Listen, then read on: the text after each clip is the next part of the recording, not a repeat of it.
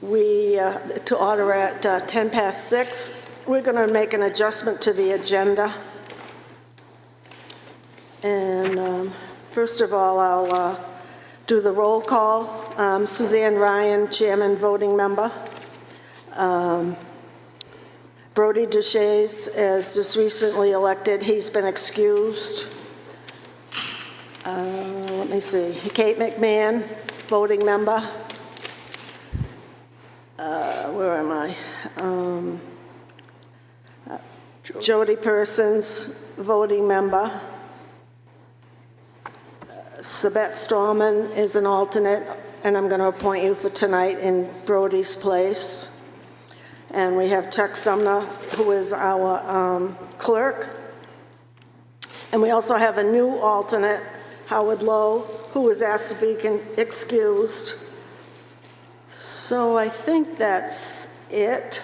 And then to introduce Shauna Saunders, who is our interim planner from Lakes Region Planning Commission, and our recording secretary, who doesn't get enough attention, who does a great job, Suzanne Murdaugh. And then a big welcome, please, to Jeffrey Hindeleader. He's our new Director of Planning and Development, and Lord only knows.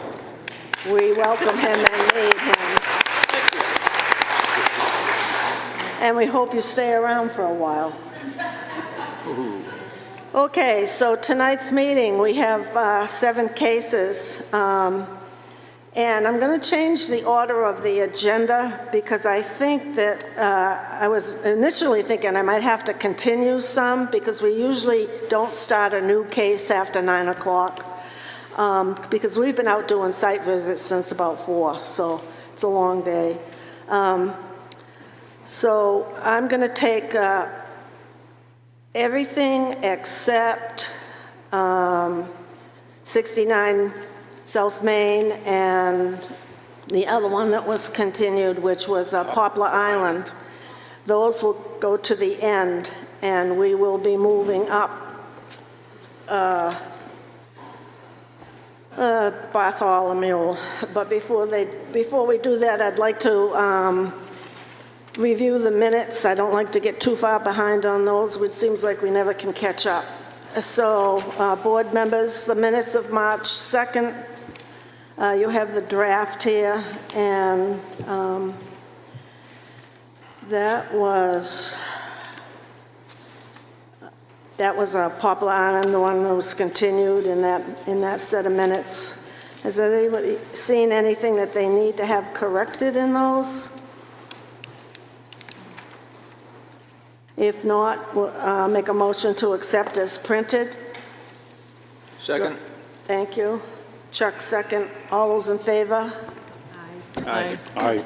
Aye, unanimous. Okay.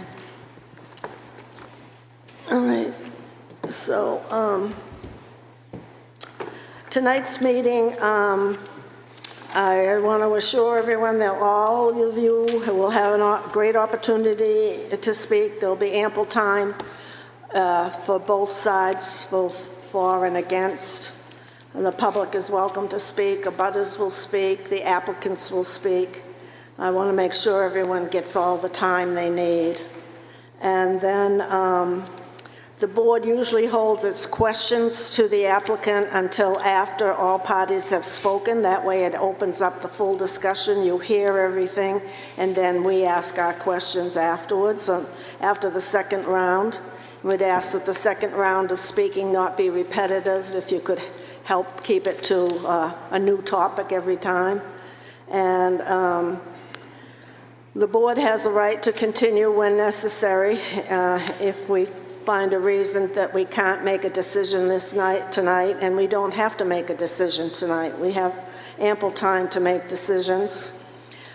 Importantly is the deliberative. When we vote to go into the deliberative session where we deliberate and debate and discuss the application, the pros and cons, that meeting, the public portion of that meeting is closed and we do not reopen it. So please make sure you get all your questions in before I close to go into deliberation. Voting on variances and special exception require all the criteria to be met. For a variance, there's 5 criteria, and for a special exception, there's 8 criteria, and all of them have to be met. If one fails to meet our regulation, then we must vote no. Notices of decision and finding of facts must be available in 5 business days. Appeals of decisions, any aggrieved party may appeal within 30 days of the decision. That's 30 days from tonight. Okay, so the first one that I would entertain on the agenda, and this is out of order, but actually it's not.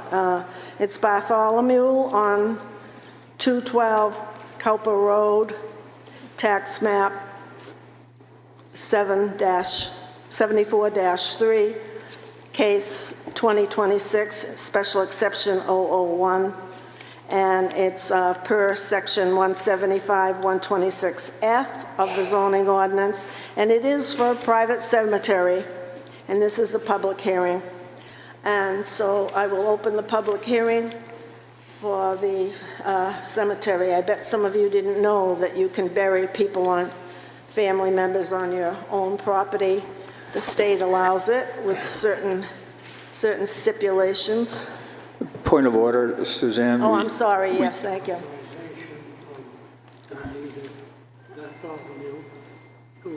Oh, okay, the authorization. Yeah, thank you. Thank you, Mr. Walker. Yes. Just a point of Chuck. order, just to confirm that last month, prior to our last month's meeting, we did in fact conduct a site visit. There were 3 of us, Suzanne and I believe Jody visited the home and then the property. We saw the site for the proposed cemetery was visible from the street, and we had a clear understanding of the case. Thank you. Okay, Mr. Walker, it's your turn. Would you like to introduce your application and introduce yourself? And we need to have you, the microphone. Could somebody put that microphone right over for him? Again, I'm George Walker. I'm appearing on behalf of the landowner, Juanita Bartholomew. 4 of you members viewed the site, and so you'll know that when you came up Cowper Road, you saw a fairly large cemetery there. And as you proceeded further up Cowper Road, the first house, white clapboard house that you came to, that also has a cemetery, not quite so large as the one on the corner, but there's 30 gravestones there, most of them in the late 1800s. But there's a relatively new spanking gravestone in there that's less than 10 years old. As you proceed down Cowper Road, you go past several houses on the left-hand side. No houses on the right-hand side. And you come to the corner where the Avery Road bisects Cowper Road. That corner is the lot. It's a 1 acre lot, 300 foot of frontage. The nearest house is some 400 or 500 feet back along the road. On the other side of the road, at that corner, there's also an old private cemetery down there in the woods. There's a woods road that comes off of Avery Road within couple hundred feet out that elbow. And that Woods Road, years ago, used to go all the way out to Stone Road. But they had a lumbering operation there in the springtime, and that road is no longer passable. The owner of that land is a gentleman in Milton, New Hampshire. There are no buildings on it. And if you proceed up the Avery Road to its end, you come to the house of Juanita Bartholomew. The proposed graveyard is accessed off of Cowper Road. It's about the middle of that 8-acre road, slightly more to the right as you view it. It will be 55 feet back from the edge of the road. There's a stone wall that runs along the frontage of all those houses on the last half of Cowper Road. The size of the cemetery itself is 16 by 16, not counting the stone walls that will enclose it. There's nothing else on that lot at the present time. It's simply woodland with gently sloping down towards Cowper Road. Juanita's house is up further and slightly to the right. Mr. Walker, Yes, do you have one of your applications in front of you I do. that you filled out? If you would be good enough just to recite the, read from the application, number 1 through 8, read it into the record. Start with number 1 on page 6.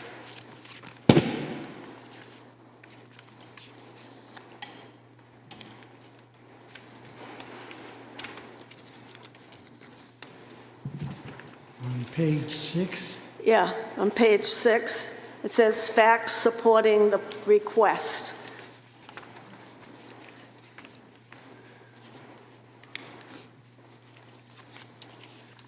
Start with You number want- 1, site okay. suitability. would you like me to read the, Yeah, the wording? yeah, read And it, then, read it right, yeah, read it right from the application. yes. Facts supporting this request. 1, site suitability, that the specific site is an appropriate location for the proposed use of structure. This includes A, adequate usable space, B, adequate access, C, absence of environmental constraints, parentheses, floodplains, steep slopes, etc. The site is vacant, a wooded lot of 8.36 acres in sparsely settled neighborhood, no environmental constraints. Yeah. Next paragraph, number 2, immediate neighborhood impact. That the proposed use is not detrimental, injurious, obnoxious, or offensive to the abutting properties in particular and to the neighborhood in general.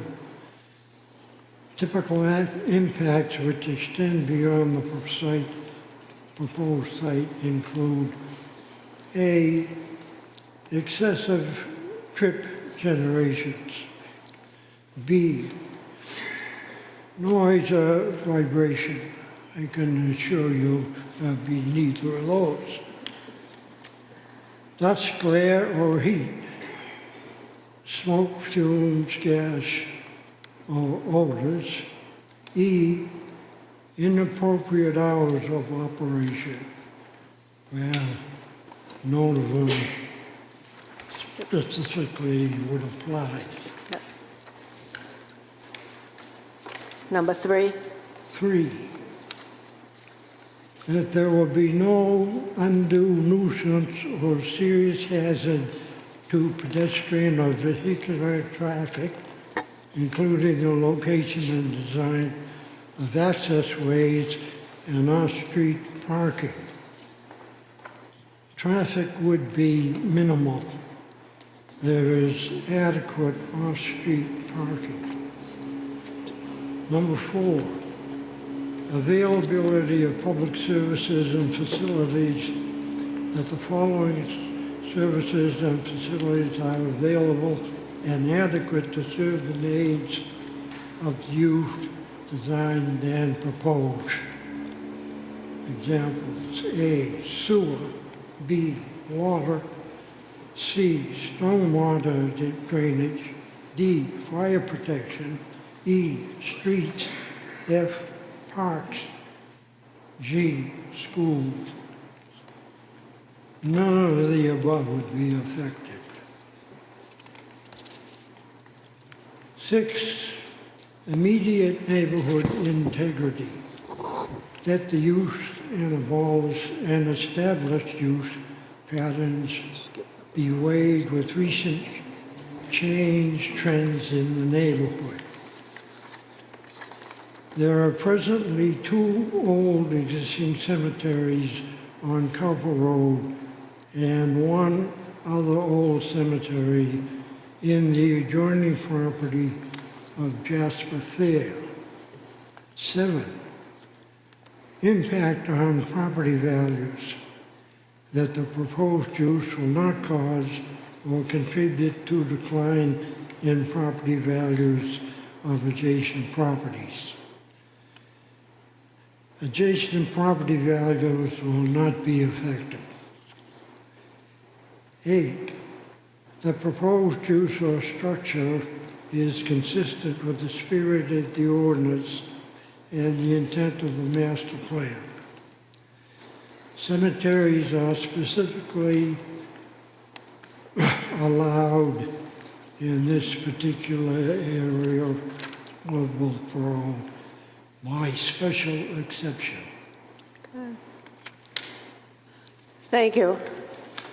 Okay, I was remiss in not citing the purpose and intent of this zone. This is a residential agricultural district. You skipped That's okay, that's okay.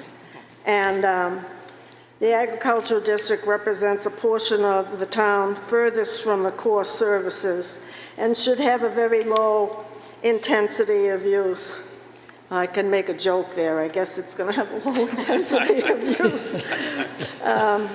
It is established to prevent scattered and premature development. It is basically residential, agricultural, and farming.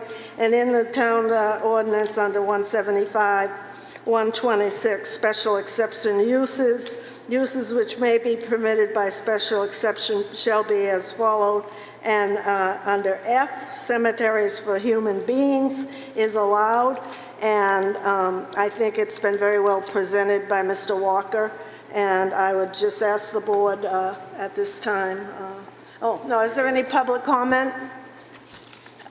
I see no public comment. I will move to close the public hearing. A roll call vote. Sabette? Yes. Kate? Yes. Jody? Yes. Ryan, yes. Chuck, yes. Okay, the public hearing is closed. We will now deliberate. I would like to expedite this in a manner if I could. I think the application is very well filled out. It's been read into the record. And if anyone on the board sees any of these facts supporting why this request should be supported, you could speak up now, or I don't see anybody in the negative. Okay, then I will make a motion to approve the special exception for case number 2026-01, tax map 7 4-3 under the ordinance of 175-126F for the approval of a private cemetery on 212 Culper Road. Do I have a second? Second. All those in favor, roll call. Sabette, yes. Kate? Aye. Aye. Right. Ryan, yes? Chuck? Yes. Yes. And then the only conditions I would put are the typical boilerplate conditions. And I'm not going to read those all, but there are standard conditions. 1 is federal and state permits. 2 is approve all documents as of the date of submittal of this plan, which was February 17th, 2026. And the notice of decision shall be recorded at the Carroll County Registry of Deeds. This special exception is good if exercised in 2 years. I hope it goes longer than 2 years. Appeal process under 677-2, any aggrieved party may appeal the decision to the County Superior Court within 30 days of the decision. And if there are any significant changes to this plan, the applicant shall return to the zoning board. So those conditions, are they satisfactory to everybody?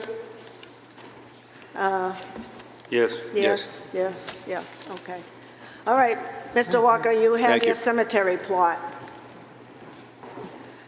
Okay, so the second one, if I can find my agenda again. I think I closed it. I'm gonna have to borrow your agenda. I closed it in here. Here it is.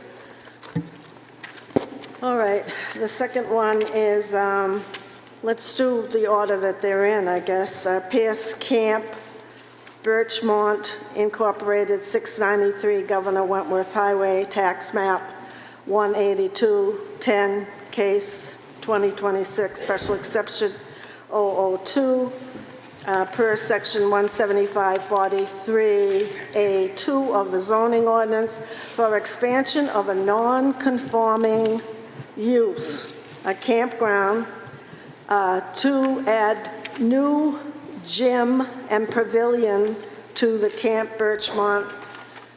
And Chuck, would you report on the site visit, please? Yes, we actually had 2 site visits. The first one you were not at. Last month on March 2nd, we went out and got a general look at the property. Tonight at 4:45, we met with Charlie Edwards and Greg Pierce.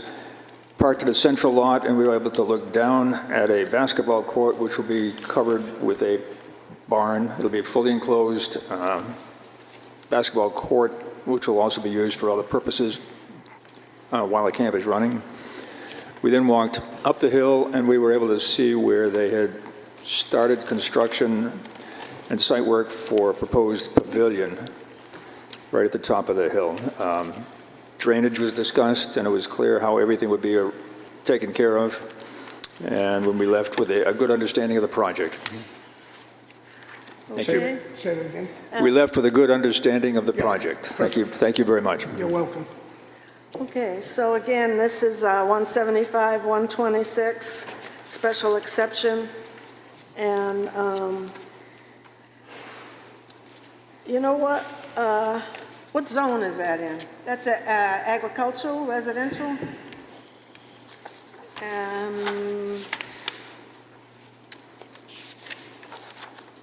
I can look that up while we... No, it's 175-43A. 175, 143, 175, 43A.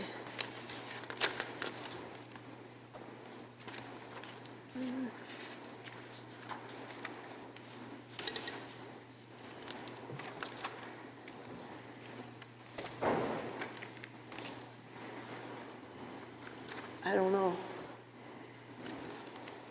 So if you could help me out with that, I could read the purpose into the record. Yep, give me a minute and I can look that up.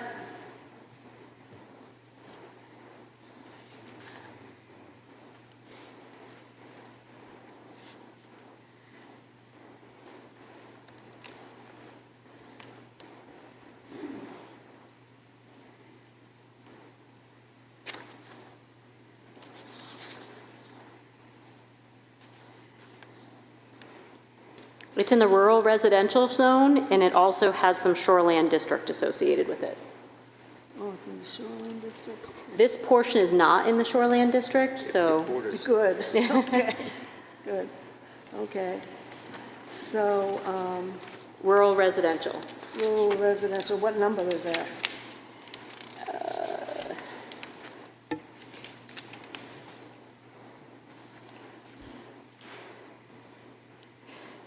88.1. 175 what? 88.1.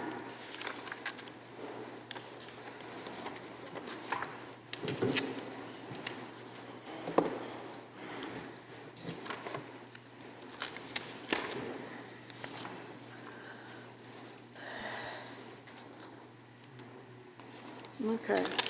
Okay, so for the rural residential district, the purpose.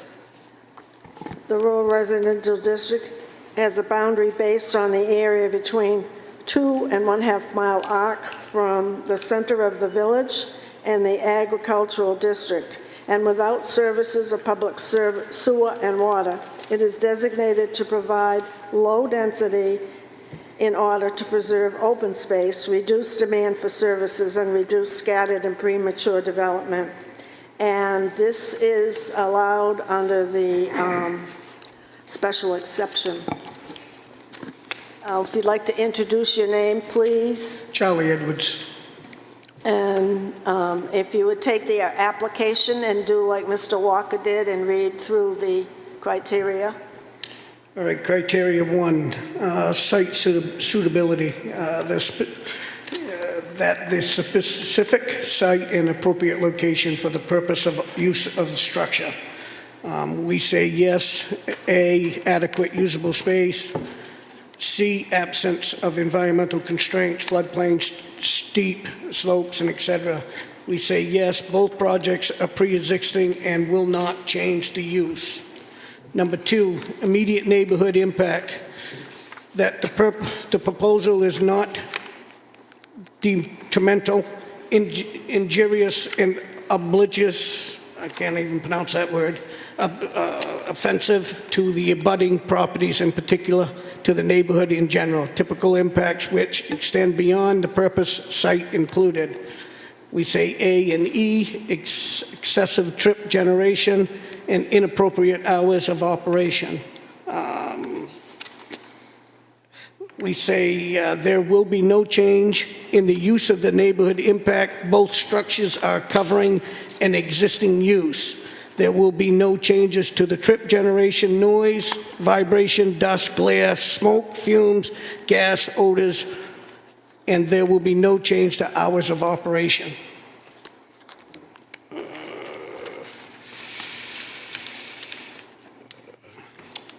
Number 3, that there will be no undue nuisance or serious hazard to pedestrians or vehicular traffic, including location, design, access ways of street parking. There is no change of use, therefore there will be no change of pedestrians or vehicular traffic, access, or off-street parking. Number 4, availability of public service and facilities. The following services and facilities are available to serve the needs of the use, design, and proposed. We say there will be no changes of use, therefore no impact to the public services or facility. Number 5, appropriateness of site plan consideration shall be given to the following. There will be no change of use, therefore no change of parking, stream, traffic, circulation, open space, no need for fencing, screening, or landscaping, no change of commercial vehicles. Signature will be in keeping with the camp aesthetics and not visible to the public. Immediate neighborhood integrity, that's number 6. The use of the established use patterns away with recent change trends to neighborhood. There's no change of use to both structures, and they are not visible to the public at all. Impact property values. The proposed use will cause and contribute to decline in property values and adjustment properties. Both structures are not visible to the public and will not cause or contribute to any decline in the property values of adjusting properties. Number 8, the proposed use of the structures is consistent with the spirit of the ordinance and the intent of the master plan. There is no change of use. Therefore, the purpose of the structure is consistent with the spirit of the ordinance and the intent of the master plan. So basically, everything that we're asking for, we already have. It's just we're putting a building over the top of it. Okay. By the way, I think I forgot to open the public hearing, so the public hearing is now declared open. Would you like to explain to the public something,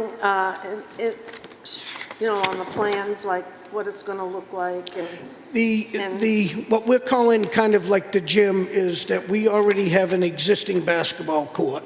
It's a tied court with for 6 basketball hoops in it with street lighting and everything, and it's surrounded by a fence.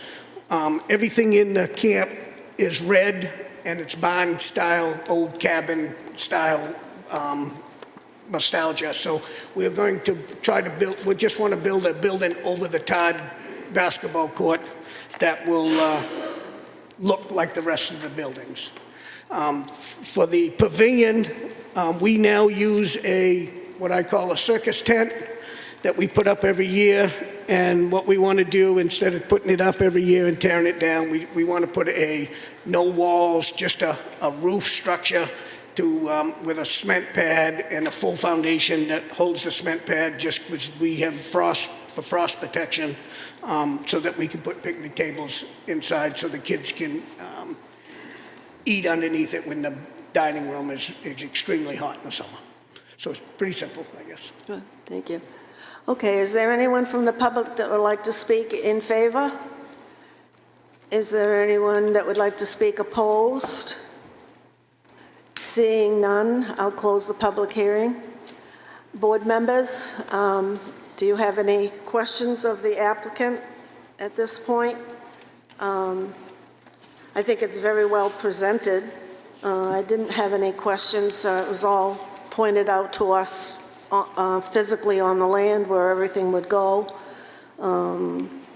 It's mainly seasonal. 7 weeks.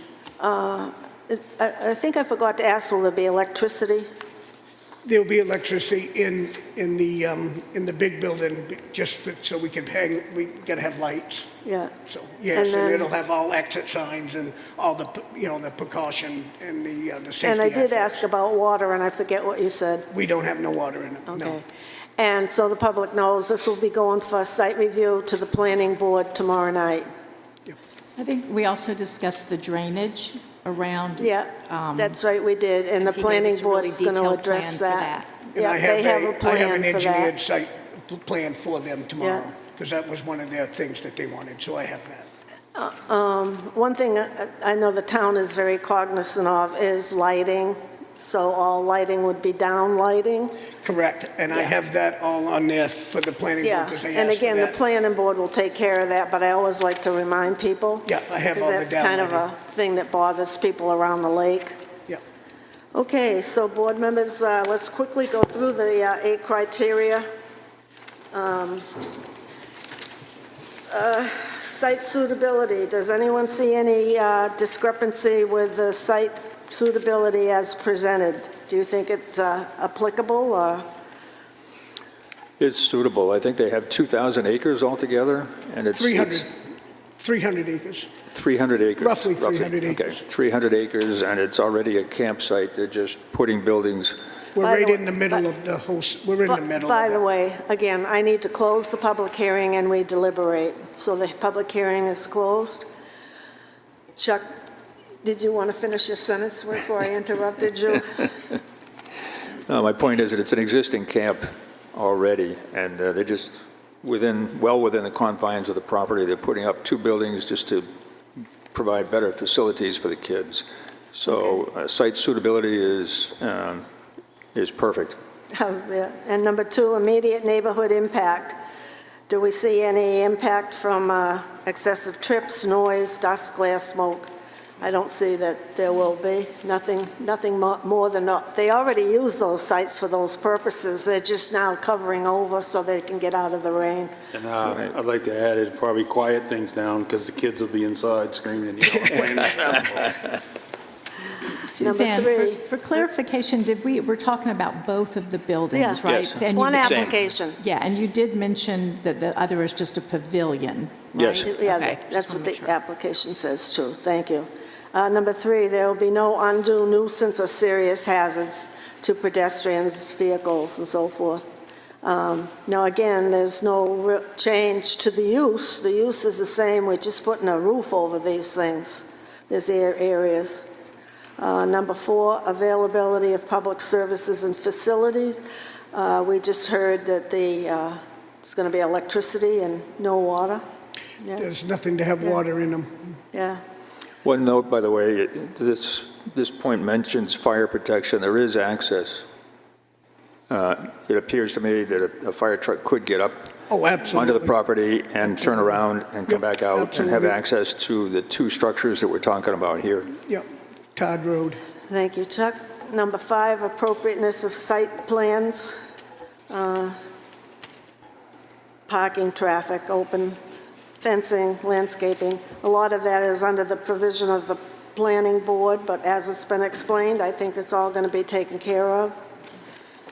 Number 6, immediate neighborhood integrity, that the use and established use patterns being weighed with the recent change trends in the neighborhood. There is no change to the use, and both structures are not visible from the public way.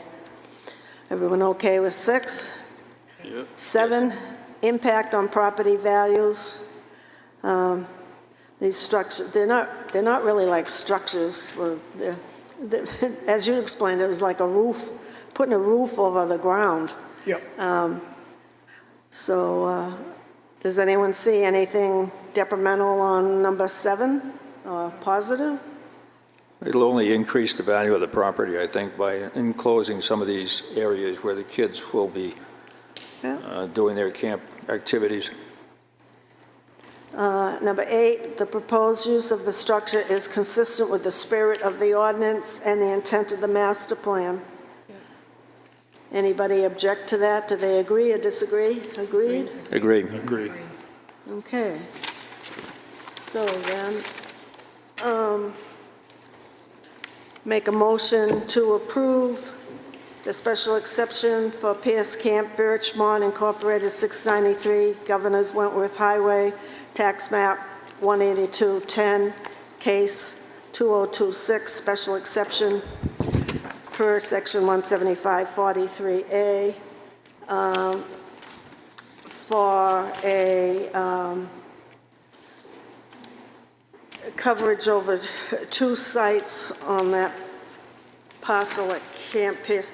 And I would like to add that it will be per the plans received February 17th, 2026, and that any deviation from those plans would bring that back to our table if it's any substantial changes. And then the general conditions would be all federal and state permits shall be received before construction. The approval is per all documents dated February 17th, 2026. The notice of decision shall be recorded at the Carroll County Registry of Deeds, and the applicant will be responsible for the costs. The variance shall be valid if exercised in 2 years from date of approval or further extended by local ordinance or the zoning board for good cause. Appeal process, any aggrieved party may appeal from within 30 days from today of this approval. If there is a significant change to the site plan proposal, the applicant shall come back to the zoning board. So I would like a motion, or I made a motion, I'd like a motion to Second. approve for what I said. I'd like a second. Second, Roll call vote. Sabette? Yes. Kate? yes. Jody? Yes. Ryan, yes? Chuck, yes. Yeah, there you go. You got your approval. Thanks. Let me put this away. got that. Now, that brings us down to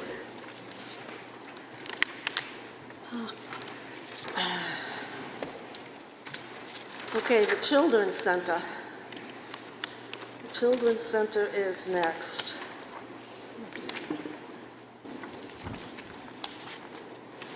And that is a request for 180 South Main Street, tax map, lot 21889, case 2026-03, special exception for a 1,385 square foot addition to the current footprint, which is under the minimum 25% expansion of a non-conforming structure required by the zoning ordinance per section 175-43A1C. And again, I don't know as I have to read the purpose. It's pretty much the same. No, it's a different zone. It's, is that the business? Business, village residential? Correct, village residential with the ROI overlay. What number? What number? Oh, give me a sec.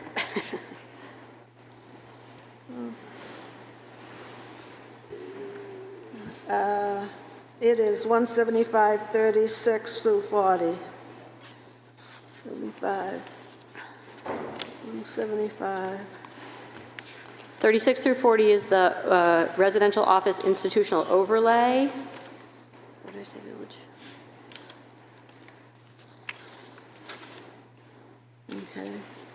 And the purpose of the ROI district is within the build-up area where organized community service such as fire and police protection, community water and sewer services are provided, where the public street and sidewalk infrastructure is significantly available, and where medical and professional services, education, employment opportunities can be situated close to one another and convenient to many residential neighborhood. It is desirable to provide an area for medical professional services, educational institute, and a mixture of these uses. And so I am going to open the public hearing. Site visit. Oh, site visit, thank you, Chuck. Report the She site keeps visit, doing that. please. At 5:30 tonight, the full board was present, and we met with Terry Ann Cox and Randy Tetro. And from the parking lot, it was pretty clear that you're just going to add a little over 1,000 square foot addition to the front of the building, occupying part of the existing parking space.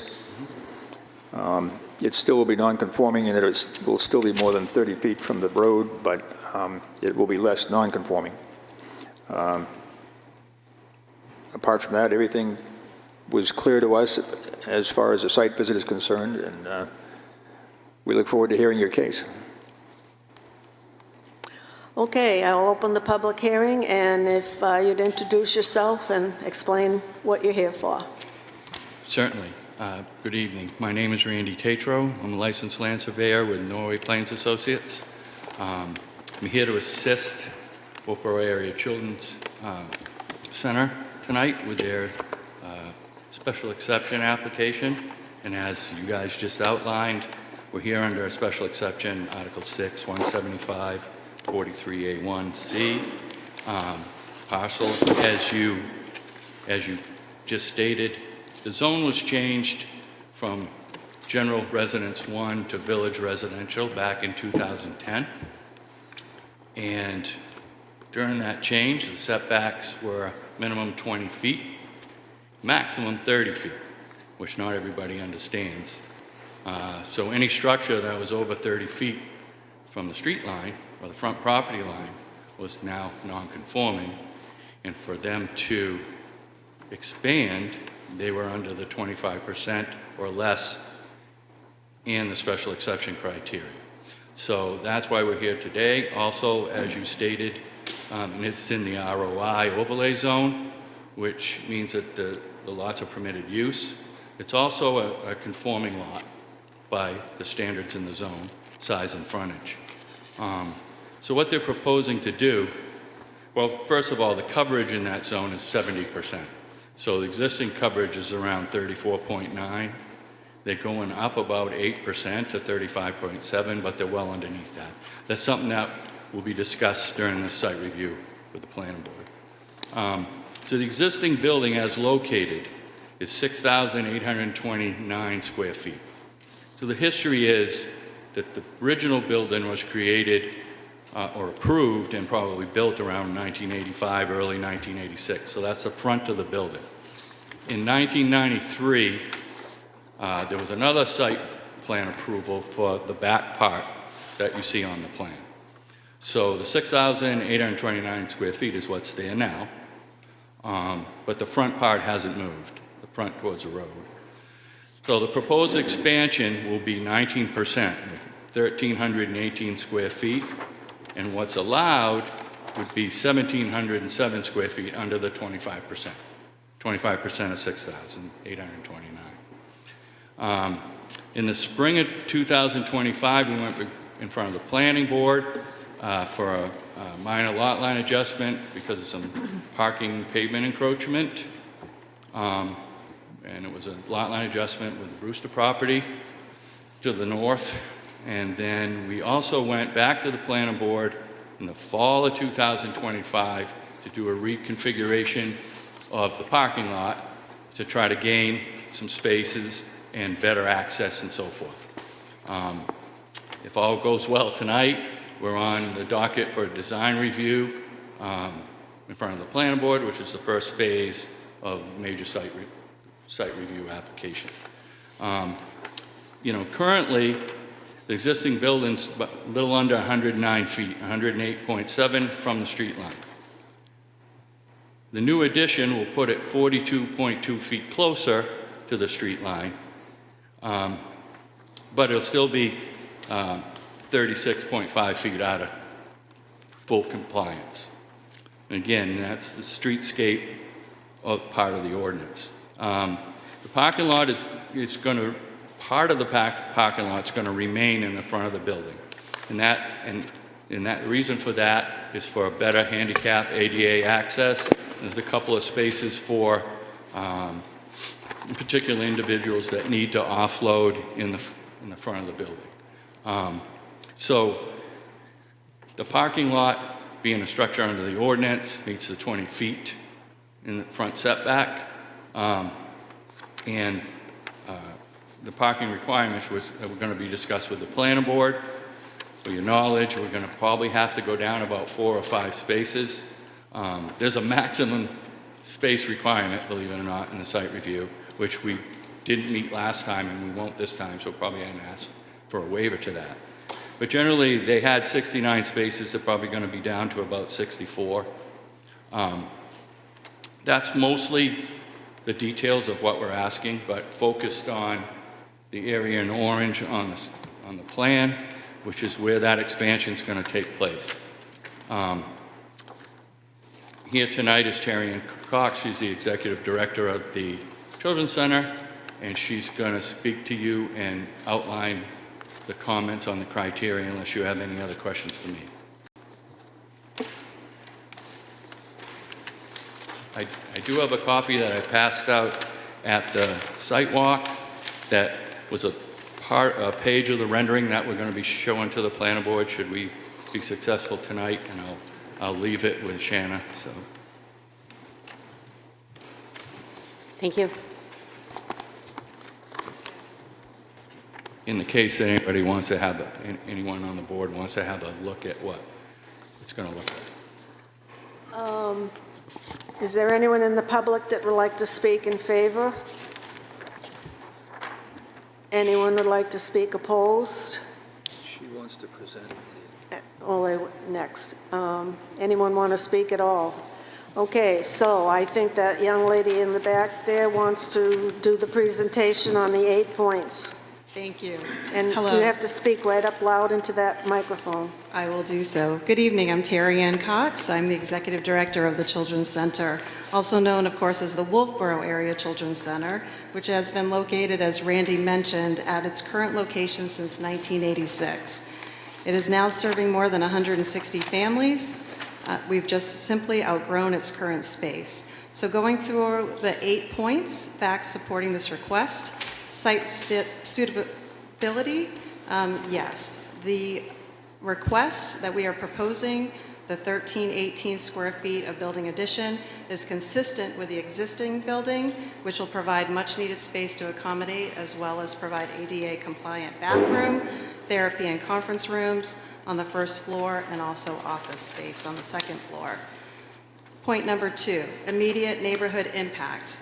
We believe there will be no further impact to the trip generation, the noise, the vibration, dust, glare, or heat, smoke, fumes, gas, or odors. The daytime hours of operation will remain the same, which are currently 6:30 a.m. until 5:30 p.m. Point number 3, that there will be no undue nuisance or serious hazards to pedestrian or vehicular traffic. We believe there will be no undue nuisance or hazard to pedestrian or vehicular traffic, as no changes are being proposed to the existing access, the entrance or the exit. All parking is going to remain on site. There will be no off-street parking proposed. Point number 4, availability of public services and facilities. The Wolfeboro Area Children's Center is serviced, as you probably know, by the municipal sewer and water systems. The stormwater drainage will be reviewed by the planning board during tomorrow night's full meeting. No further impacts are being imposed to the existing street, parks, or schools. Also worth mentioning and noted in the application, the TRC recently reviewed the preliminary design plans, which will be submitted. We've been in front of the TRC twice, and we'll have another meeting with them on Wednesday, again, if this evening goes well. Point number 5, appropriateness of the site plan. We believe that the proposed addition will not impact any of the parking scheme, the traffic circulation, or the open space signage or lighting. In fact, the lighting will be improved through what we will review with the planning board tomorrow. The planning board will also review through the design phases that there will be no proposed changes to the parking, as far as with potentially a subtraction of 4 parking spots. The immediate neighborhood integrity, point number 6. We believe that this is compatible with the immediate neighborhood, as we are surrounded, as you know, by Brewster Academy, their offices and buildings. Considering the center has been in existence since 1986, we see no foreseeable negative impact on the immediate area or the neighborhood. In fact, I might propose that we are so excited of what the architects have put in front of you tonight, that they've honored the historical Main Street and will be incorporating a porch that is indicative of the buildings on the surrounding Main Street, much like you see at Pickering House. Point number 7, impact on property values. There will be no impact on the surrounding property values, perhaps maybe though an increase. Point number 8, the proposed use or structure is consistent with the spirit of the ordinance and the intent of the master plan. The proposed expansion is consistent with the spirit of the master plan.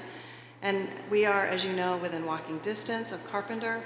We are in walking distance to Brewster Academy. And my understanding of Wolfeboro's master plan is we are encouraging families to live and commute in the surrounding areas.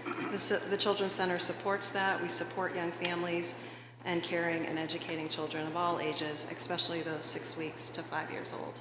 So we believe that this is consistent. And that concludes point number 8 of the application.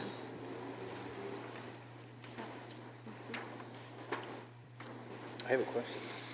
Sure. Questions? I have a question that Yes, just sir. occurred to me, and that is, by doing this, you actually increasing the capacity to bring more kids into the center here? That's a great question. Our intention is not currently to increase the capacity because of the workforce crisis that we have across the state and including here at the Children's Center. We go by full-time equivalents If you think about part-time children adding up to a full-time, we've actually increased within 10 years from 95 full-time equivalents to now 130. We are servicing about 116 children right now over the course of a week and a 5-day period. We will, though, as I've worked with our board of directors, this particular addition will be built with flexibility in mind. So if in the future we could expand and create more classrooms than the 13 that we currently have, that may be a possibility. But right now, we need a space, as I mentioned when we were outside, we need a space for a conference room. So adults and families can actually meet with their teachers of their children. Today, we do not have any meeting space. That will be part of what we put on the addition. So I agree that it doesn't have any current impact. It actually could have impact on traffic, for example, further down the road. I would say it's not going to be significant. It will be a slight increase. Someday, maybe. Someday, maybe. But to your point, that is not the intention in the foreseeable future. Right, but the capacity is there, and just for our consideration, I would say it's still not a problem. Just wanted to make the point. Thank you. Jody? I got a couple questions. I'm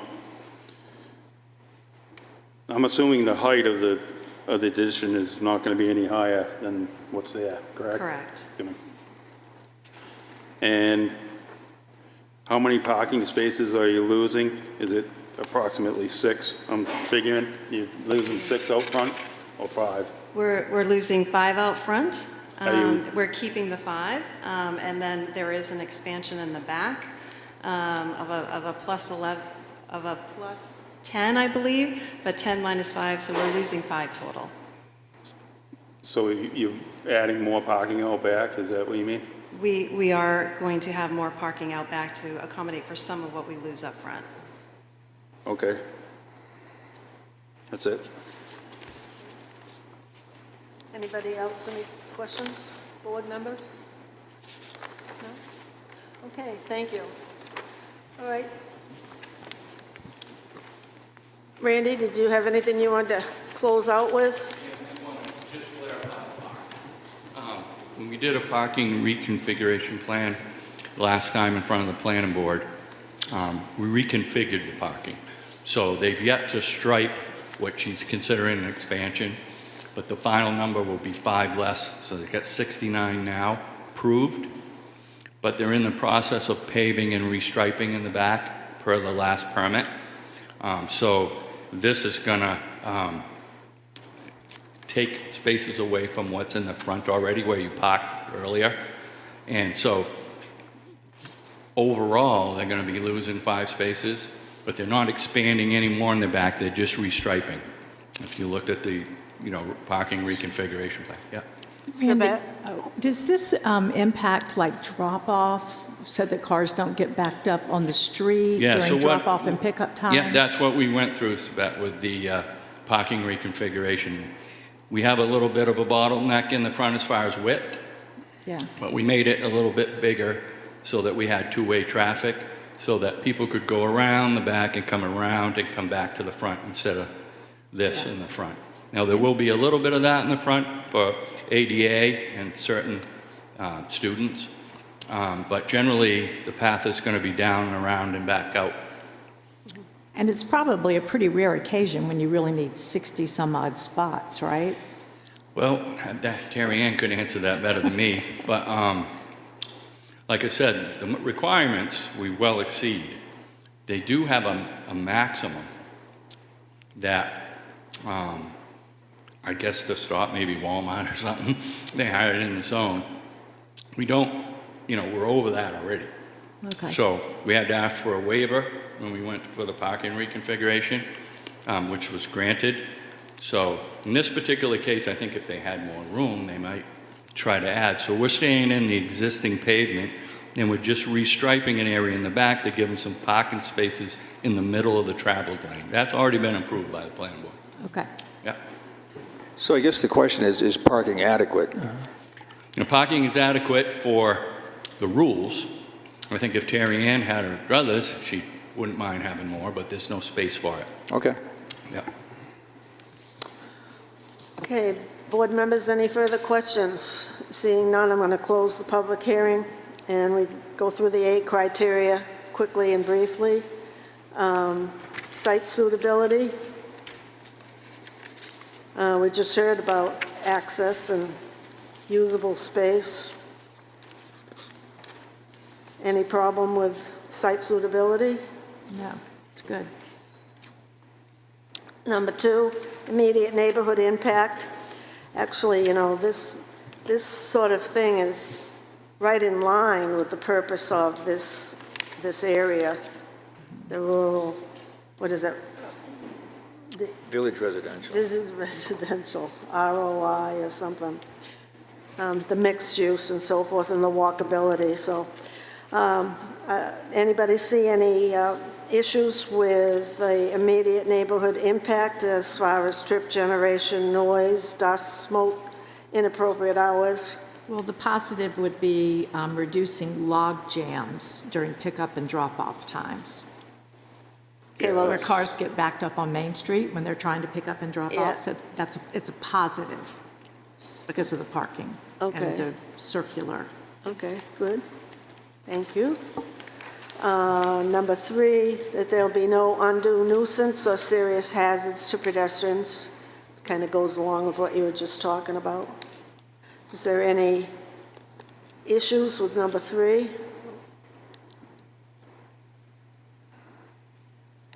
I hear none. Number 4, availability of public service and facility. Well, it's all right there. Fire protection is right almost across the street. Yeah. Number 5, appropriateness of site plan. Consideration shall be given to the following: parking, traffic, fencing, screening, landscaping, signage.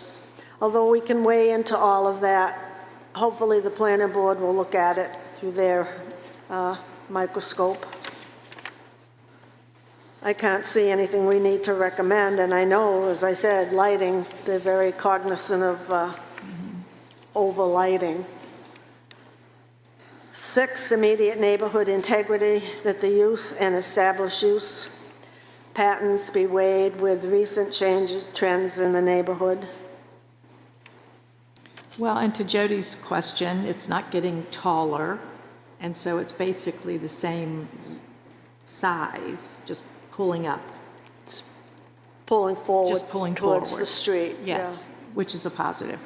So it's staying very consistent with the Brewster buildings. Yeah, and the style is in keeping with the rest of the neighborhood. Yes, yeah. Nice job on the style. Number 7, impact on property values.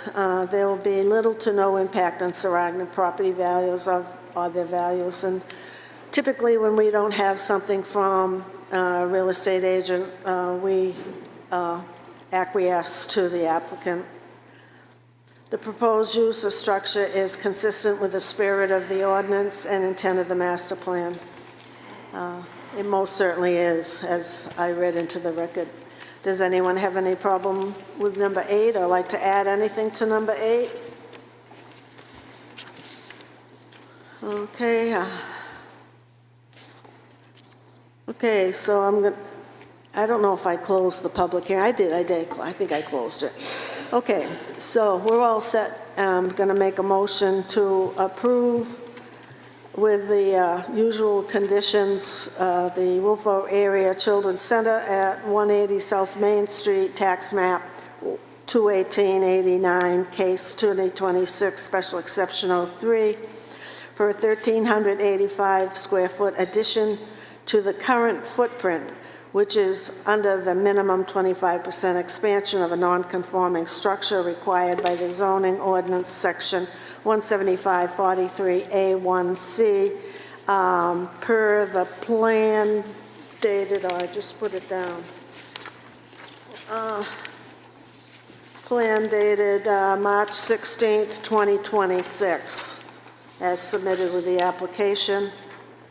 And I'll add the conditions, which are all federal and state permits shall be received prior to construction. The approval is per the documents submitted, which I just said, the date. The notice of decision shall be recorded Carroll County Registry of Deeds. The variance shall be valid if exercised in 2 years. The appeal process is any party may appeal within 30 days of tonight's decision. And if there are significant changes to the site plan, the proposed applicant shall return to the planning board. May I have a second? Second. Roll call vote in favor of approving as suggested. Sabette? Yes. Kate? Yes. Jody? Yes. Ryan, yes. Chuck, yes. Okay, you have your approval, Youth Children's Center. Okay. Okay, now we're doing the one on Bryant Road. And that is 127 Bryant Road, Lot 152-001, case 2026-02. And this is a variance in request for section 175-123B of the zoning ordinance regarding lot frontage. Requirement is to subdivide the existing parcel into one additional parcels to make it a two-lot subdivision. And Chuck, would you speak to the site plan? Yes, we conducted a site visit tonight.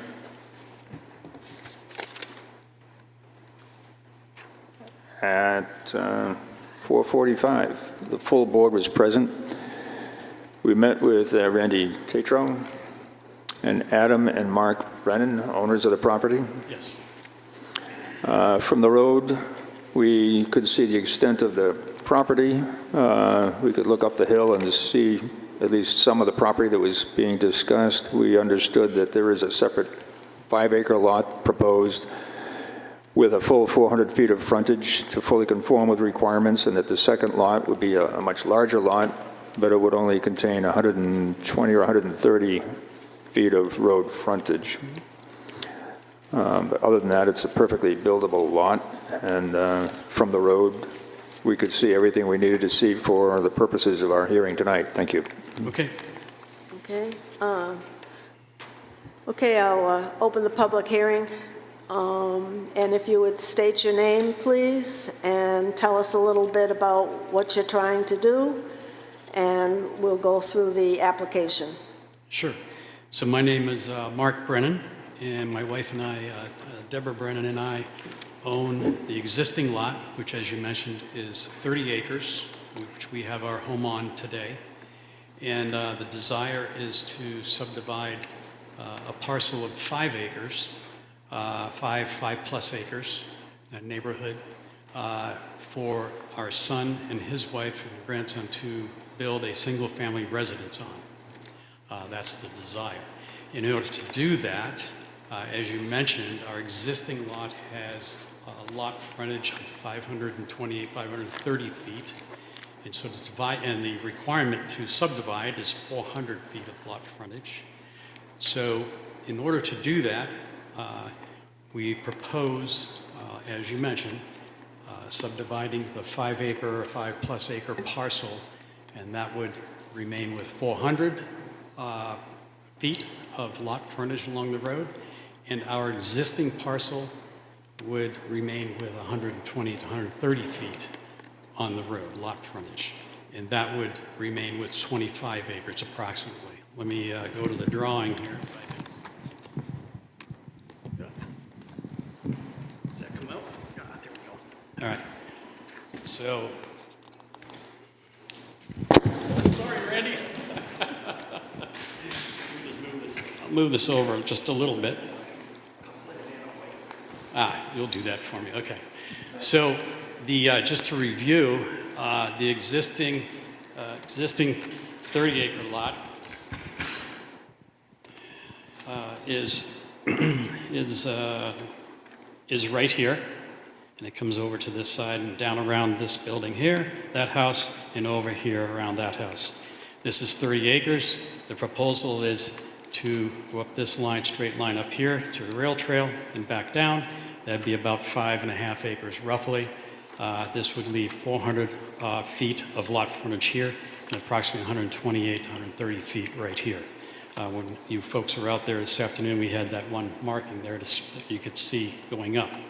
So that's the proposal for this variance, which would leave 5 acres, 25 acres, which is the total of the 30 that we own right now. I guess we can go to the criteria, the 5 criteria on the application.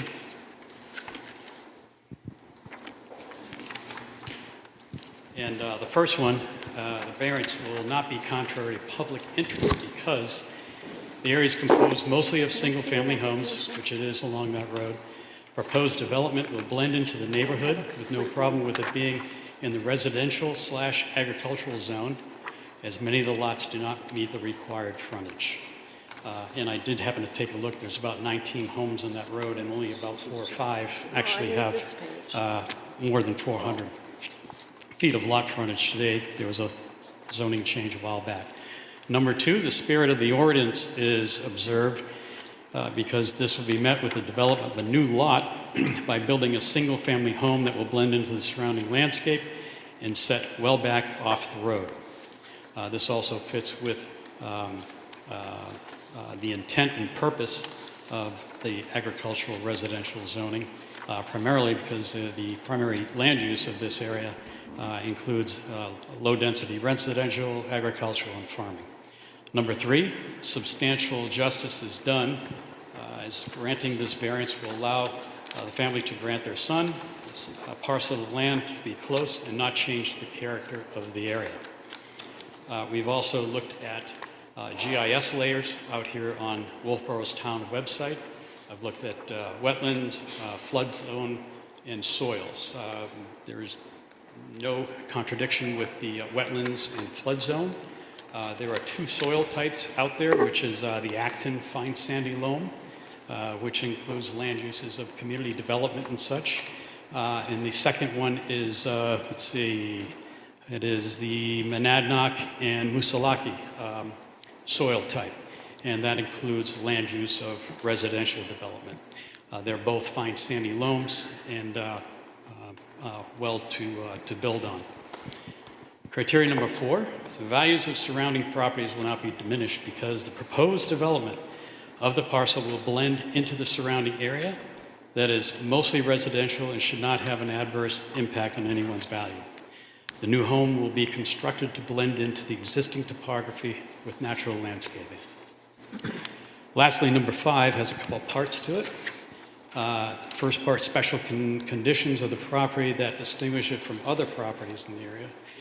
This lot currently exists 30 acres in size, which we discussed, has a little more than 530 feet of road frontage. Given the current zoning requiring 400 feet of road frontage per lot, it doesn't have a chance of being subdivided without a variance to that requirement, and that's why we're here tonight. The next part under use A or B, the number 2 there, II, the proposed use is reasonable one because this area of Bryant Road is developed for single-family residential homes, and allowing the proposed subdivision, there will be no noticeable change in the area. Lastly, Part B, owing to the special conditions set forth above, the property cannot be reasonably used in strict conformance with the ordinance, and a variance is therefore necessary to enable a reasonable use of it because there are other lots that are close by that do not meet the frontage requirements or lot size, and it is reasonable to grant a variance to allow the subdivision on the 30-acre lot for the creation of one lot for a single-family home. And that's it for the 5 criteria. I think that's it unless you have questions. Is there anyone in the public that would like to speak in favor or opposed? I see a favor hand up over there, over the easel.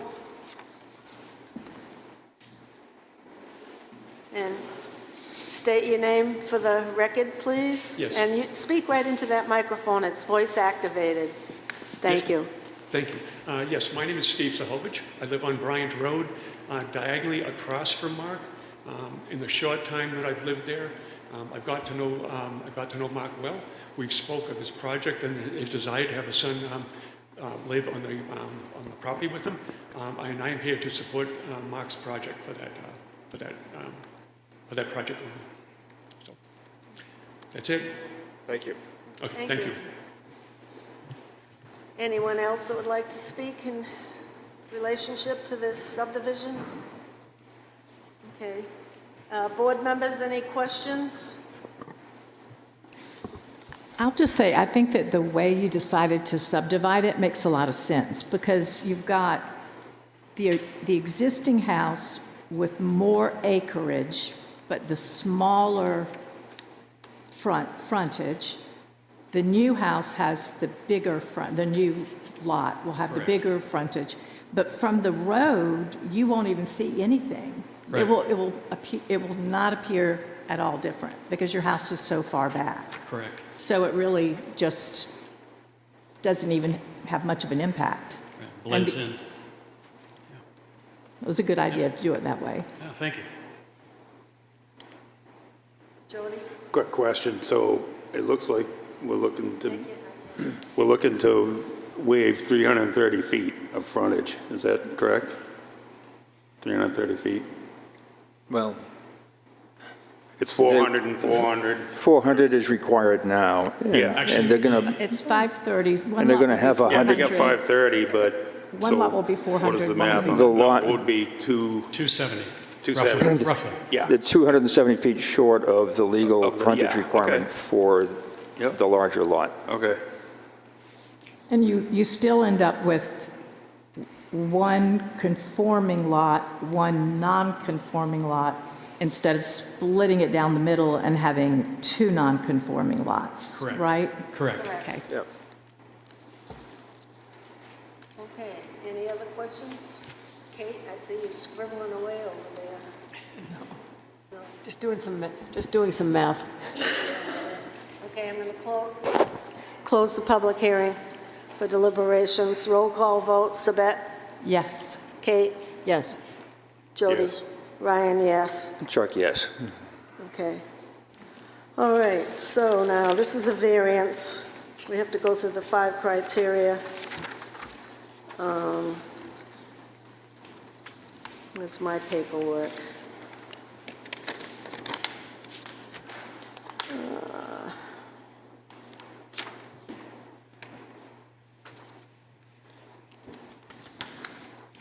Okay, so the order is a little bit different.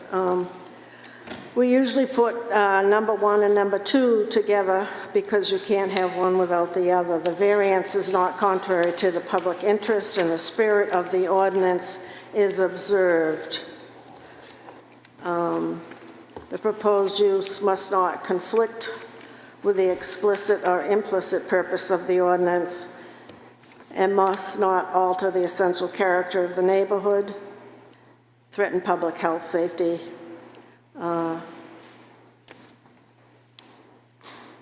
Do we see anything negative in regards to No, altering the character of the neighborhood? the spirit of I the ordinance don't- is, and it's not contrary to public opinion because, or public interest, because it's still a big piece of property, and the houses, 2 houses are going to be fairly spread out. It's still going to be a rural setting. It's just that they're constrained by the actual frontage on the road. So no conflict.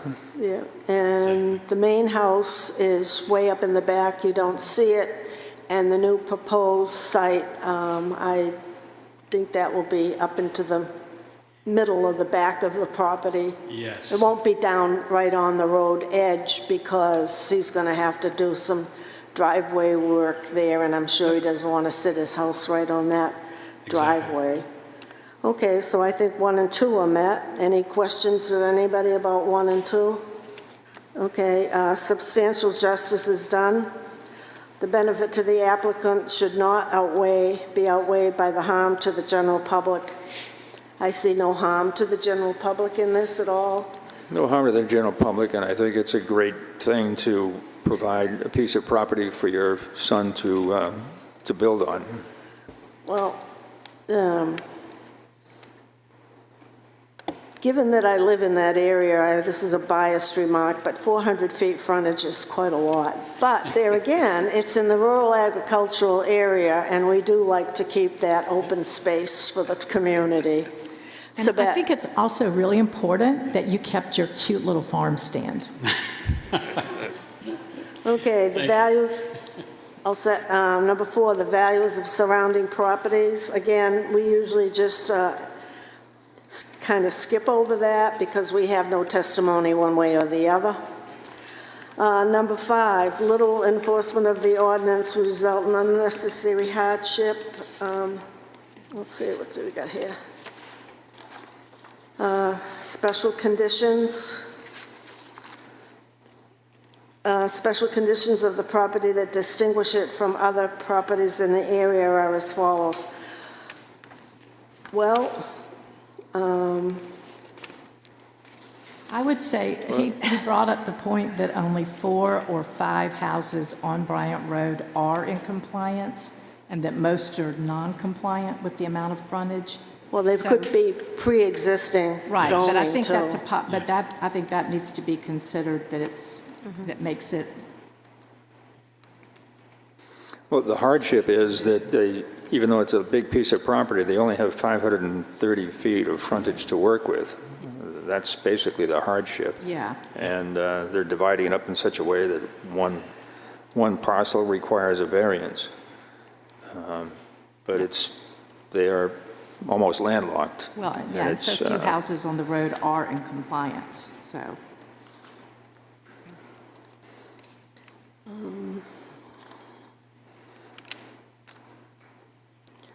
So I think it's a good. Well, I think he has to testify that the restriction, which would be the frontage, is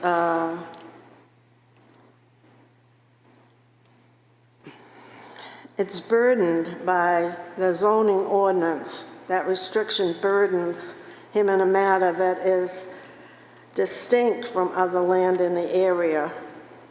And I don't know how much open land there is on Bryant Road. I haven't got a clue. I don't know the answer to that.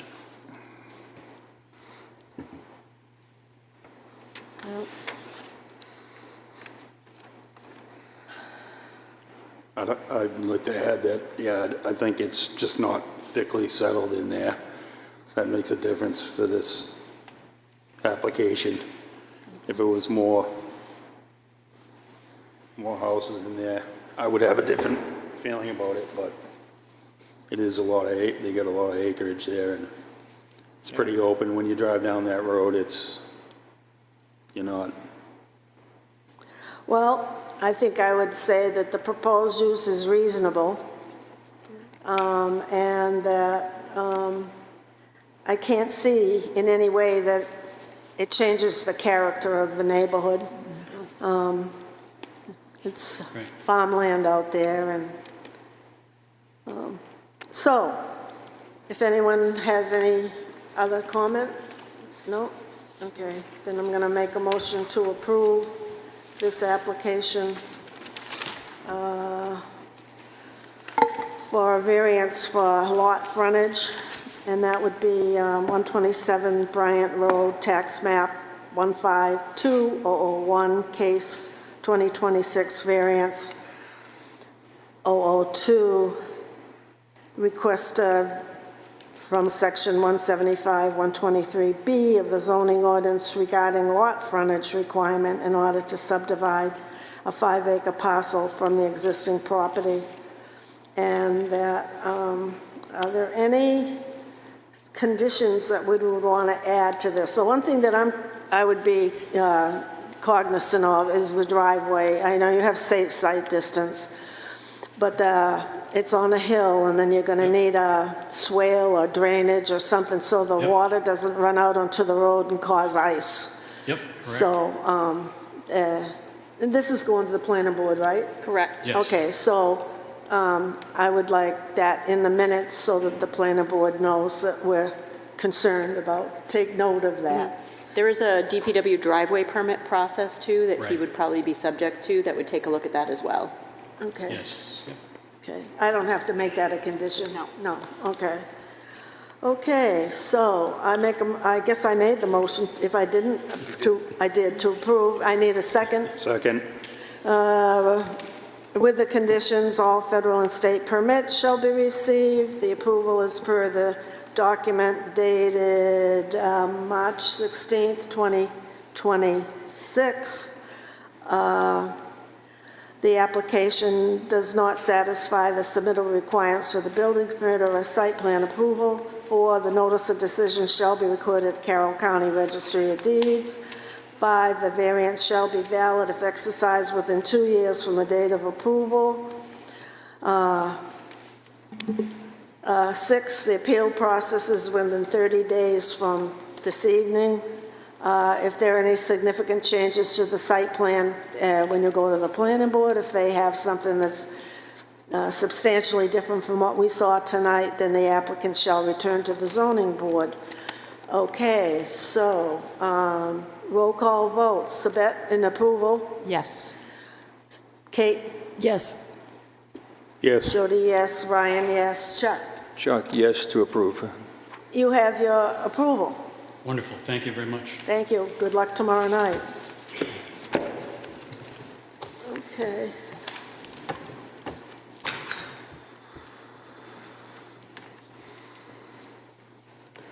The next one on the agenda is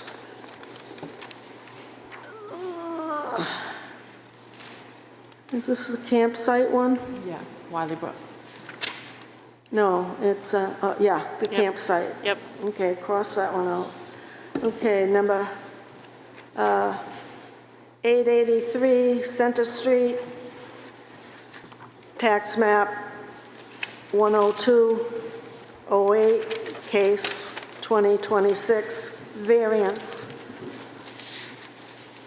for an expansion of a non-conforming use of campground greater than 25% per zoning ordinance 175-43A2. And before you start, again, I like to know what zone I'm in. Residential, agricultural? I know, but I gotta find it in my...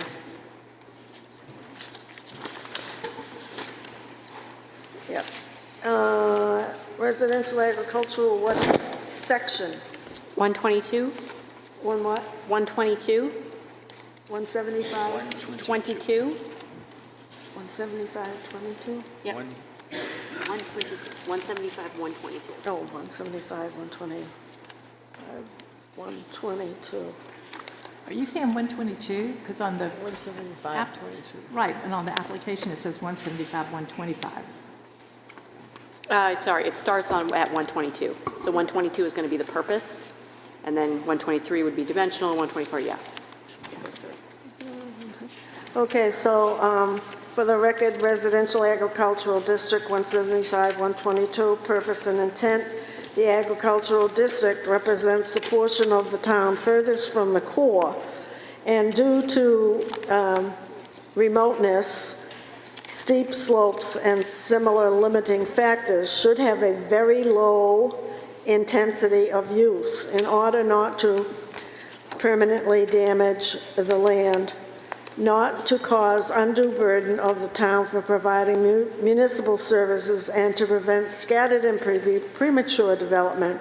In these areas, the primary land use will be low-density residential, agricultural, and farming. But we have 175-43,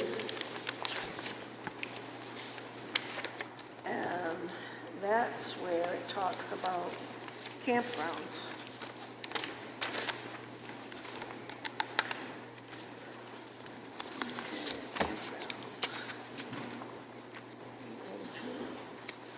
So 175-43A2 talks about non-conforming uses occupying a portion of parcel of land or portion of building may, by special exception, am I reading the right thing? This is for variance. 175-43A2 is by special exception, and its applications for variance. Right, so we determined that what had happened is they had submitted for the special exception, and we realized that they had actually received a special exception for a 25% expansion, I want to say in 2017? 2021. 2021. And so they were not able to come in for a second 25% expansion. And so they got bumped to being required to have a variance this time.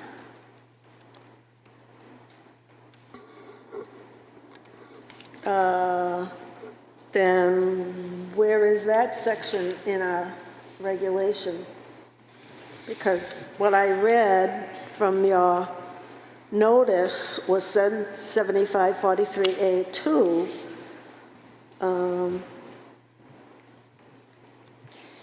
Am I reading it incorrectly? Let me bring it up. It says by special exception, so have we quoted the wrong citation? So let me bring it up really quickly.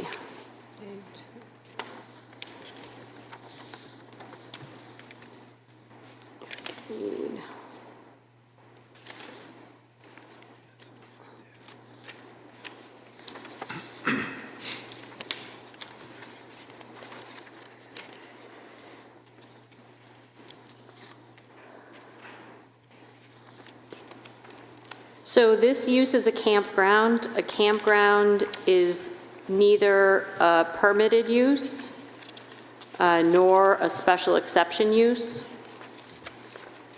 And so they had originally submitted, so it's a non-conforming use. So under the non-conforming use section, which is 175-43,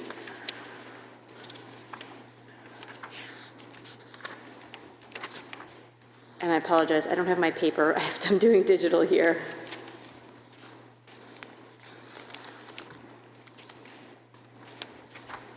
Hang on. Yeah, okay.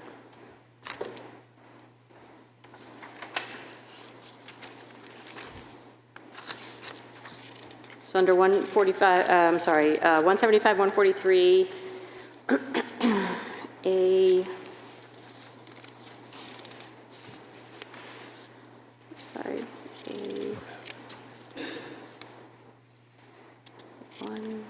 A2. A2, a non-conforming use occupying a portion or a parcel of land or a portion of a building may, by special exception, be expanded by no more than 25% of the portion of the parcel of land or building dedicated to the non-conforming use at the time of passage this section, provided, however, that non-conforming signs may not be expanded. So they do not meet the 25% because they've already received the 25%. So it's their cumulative expansion is greater than 25%. What number were you reading? The number here, 175-43A2. So it's a variance required for an expansion of a non-conforming use because the cumulative expansion between the 2021 ask and today's ask is greater than that 25%. Okay, I think I get that part, but then on his application on page 4, it's referencing basis for appeal article 175-125. And I can't see anything in there about campgrounds. Right, so it's a non-conforming use. So because it's not in those sections, it's not an allowed use. So I think that is one of the references that we need for the decision making. So because it's not listed either under permitted uses or special exception uses, by default, it's not permitted. So, which means it's a non-conforming use of a campground. Okay, yeah, well, we got permissive zoning, so only what's allowed is allowed, so. Right. But because it's a non-conforming use, that falls then under the non-conforming section of the zoning ordinance, which is the 17543A2. Okay. Everybody follow that? Trying.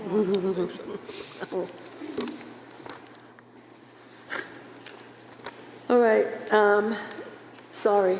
That's quite all right. Would you state your name for the record? And well, I'm going to open the public hearing and state, no, I'm sorry. State your name for the record and what your proposal is. Would you like me to read the site? My name is Mark Site- Jan. I'm sorry again. Site plan, I keep forgetting to ask for the site plan into the record. To read into the record, we did, all 5 members came on site at 5:20 tonight. We met with Larry Chase and Mark Janos. That's correct. Larry is the applicant, Mark Janos, lawyer. We were led out through the campsite, out to the edge of the existing campsite, and we couldn't see much except a lot of woods, but we could see where, based on what we saw and the plans that we were provided, we could clearly see where there's plenty of room to expand and add the additional 40 campsites as requested. There was really nothing else to see on site, so we will look forward to hearing your application. Thank you. There, Members of the now it's board. your turn. Thank you. My name is Mark Gianos. I'm an attorney. I'm here on behalf of Larry Chase, who's the applicant. Larry proposes to purchase this property from the current owners, the Shermans, and is requesting that the board consider his application for a variance to increase the number of spaces on the site from 60 to 100, an additional 40 spaces. He is also included in his application, and I don't believe that this necessarily needs to be considered by the board, he wants to build a new maintenance building and a swimming pool, but I believe that those would not be matters that would require approval by this board, probably building inspector, an application through that process. I did not fill all this application out, so please forgive me or forgive us for including that as part of the application. But we are here for the expansion of the number of sites on the property. I should, just to clarify, back in 2021, the current owners requested an expansion of the number of campsites from 48 to 60, which was granted at the time. And I just want to point out that even though your ordinance does not include, to the best of my knowledge, information regarding a campground per se, there are several, I believe, several campgrounds in town. And there's a reference in the application that was submitted back in 2021 that indicated that this particular site has been a campground since, and I'll read what it says. I didn't prepare this. I think the current owners did. Was a campground since the 1960s. So, and I'm not sure when your ordinance was created for the town, but it's entirely possible that if you didn't have a zoning ordinance, or particularly that part of town, in 1960, that if you put a campground in, it might have been approved at that point in time. In any event, you have in your information, there's a proposal that shows where it is that Mr. Chase has proposed to place the additional 60 spaces, which is in the rear of the property. I think if you drive through the property, I think you've seen that it's not possible to see where the current sites are, and the remaining sites which are being proposed are even further away from the main road. I think that between where the sites are proposed and the closest neighbor is approximately, according to information I have, is approximately 1,000 feet, and it's heavily wooded. In any event, at this point, approximately 68 acres are part of this parcel. If I may proceed with the criteria necessary for the grant of a variance, the variance will not be contrary to the public interest because the addition of 40 sites on the 68-acre parcel in a low-density area of town will not undermine the general purpose of the ordinance. The sites will be aesthetically and environmentally appropriate, and given the surrounding area, the additional sites will not alter the essential character of the locality nor threaten the public health, safety, or welfare. With respect to the spirit of the ordinance being observed, it will be. The spirit of the ordinance is addresses the general health, safety, and welfare of the town. A campground in its current state has existed for at least 30 years and perhaps for twice that long, and to the best of our knowledge has never created a nuisance in any respect. And again, I point back to the application that was submitted 5 years ago, and I think many of the criteria for a special permit are still applicable under these circumstances. Substantial justice will be done. If there's no benefit to the public that outweighs the hardship to the applicant, this factor is satisfied. The right to use and enjoy one's property is a fundamental right in this state, and no legitimate public purpose is served by denying the request, and thus could result in an unconstitutional taking. Substantial justice is done by granting the relief. The values of surrounding properties will not be diminished. Again, this is a substantial parcel of property, and the proposed expansion will be to the rear of that parcel. The granting of the variance will not diminish the value of surrounding properties. I believe that there is another campground which is within a fairly close proximity to this particular site as well. And I would say that it will not diminish values under any circumstances. And lastly, with respect to hardship, the property is substantial, and the proposed expansion of an existing campground is a somewhat remote area of town does create a special condition distinct from other properties in town. Campgrounds are unique and special in and of themselves. The area, with respect to owing to special conditions, no fair and substantial relationship exists between the purpose of the ordinance applicable to the application and the specific application of that provision to the property, because the area proposed for expansion is not so intense as to create a condition for which the ordinance is designed to restrict or control or limit.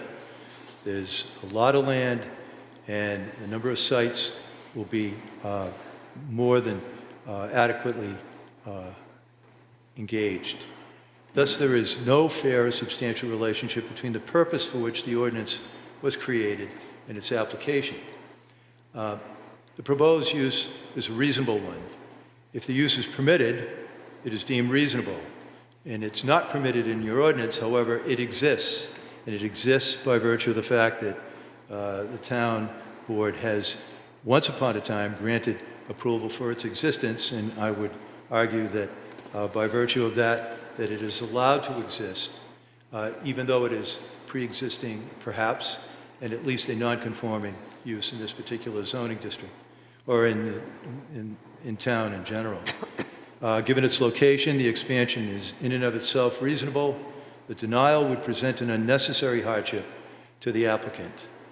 Again, I'd like to point out to the board that in 2021, all of the criteria that were granted at that time, I think, are still in existence. All of the proposed sites will be adequately serviced by septic, and there's adequate water and so forth to accommodate an expansion. And we would ask the board to consider our proposal and grant it if you think it's appropriate. I'll take questions if you have any. Okay. Any questions from the public, either those in favor or those opposed?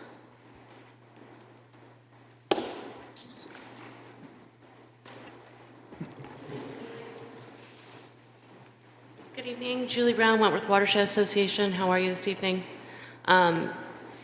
We have a couple questions. If this was a special use permit that was given that wouldn't allow for 25% expansion, more than 25% expansion in 2021 because of the ordinance, it seems like a very large expansion in an area that is known to have a lot of wetlands. We have some concerns about increasing septic tremendously in that area and its proximity to Willie Brook, which is the largest tributary to Lake Wentworth. And as per why campgrounds existed in this area in the 1960s, that ordinance is no longer part of that area. So asking for a variance, it is not in interest of the master plan, which is protect water quality, and this is outside of what the ordinance allows, the zoning allows. So we have some concerns about increasing this by almost 50%. So thank you. Shauna, do you have any response to that? I don't have a response to that, no. But after, if there's any more testimony, I have something further to say to the board, though. Well, to a point that was raised, is this served by public sewer or is it a septic system? Septic. There's septic, Okay. wells, leach fields. As for that young lady saying about Willie Brook, it's 2,000 feet from Willie Brook, where they want to put the sites. We'd like you to state your name, please. James Sherman. I own Willie Brook. Thank you. And as for wetlands, out of the 66 acres, maybe 3 acres is wetlands. So I don't know where she got her information from. You can see on an aerial map how much wetlands is there, and there's very little. And Willie Brook is here. They want to put the sites down here. So it's nowhere near it. And everything is state approved, town approved, from leach fields to sewer systems to pump station to tanks to a well, the distances, everything has been approved. Thank you. I have a question then. Which way does the land slope towards Willie Brook? Well, the land goes like this. You go up a hill, as you all were there, you go up the hill and then you go down, right? So the land's sloping like this. Willie Brook's over here. Here's the house. The land slopes here, down. This is higher here. The house is here. The land slopes from the house down a little bit, not much. And over here, as you see, the land all slopes that way, away from Willie Brook. Okay. Thank you. Okay? Thank you. So Wait a minute, Sabette. Yes. May I expand on that? Included in the package for application, there is a Willie Brook Campground site plan, and I've been advised that this blue line here is the area that Willie Brook is physically located in. I think we have that in the package. We do. The property to be expanded is which is in the back of that, and if you look at this map here,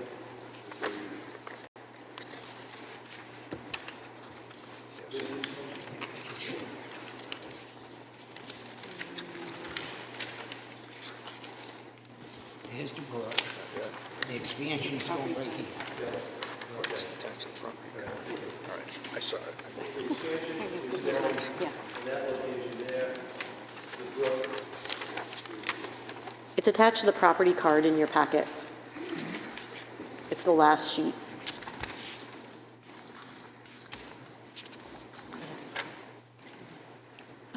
The question I had was, Mr. Sherman said they'd already gotten approvals on a number of things For the existing. for the existing. When do those approvals come into play? Do they go to planning next to get the same kind of approvals? Correct. For septic and all of the things that Julie's concerned about, the septic, the, what were all the things that he named? The runoff, the runoff, roads. the wetlands, the, Yeah. And just for the record, the planning board won't approve the septic. The state actually approves all Right. septic permits, but the planning board will make sure that that's part of the application process. And this Okay. application will require planning board approval? Correct. Yes. Yes.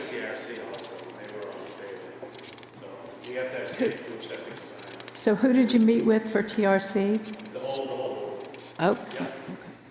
Yeah, there wasn't any opposition, they were all in favor. It was very conceptual. It was It was very not- conceptual at that point? Conceptual, yes. Okay. It was only a conceptual review. Wetlands did come up, and so the ask was to have the applicant delineate the wetlands before he came back. And the fire department had a couple of asks as well, so, yep. I got a question. Jody? So the existing campground that's in there now, that's going to be closer to the Willie Brook than this Yes. project. This project's going to be Yes, it way, is. so, The and whole campground is on Yeah. probably 12 acres. Yep, and that whole campground is on, it has a septic system and the leach Yes. fields and everything, that whole. Yes. Yep, and this one's, okay, I just wanted to state that this project's gonna be further away from Willie Brook, and, If you recall the topography, you actually have to go up the hill and then you go down the hill, yeah.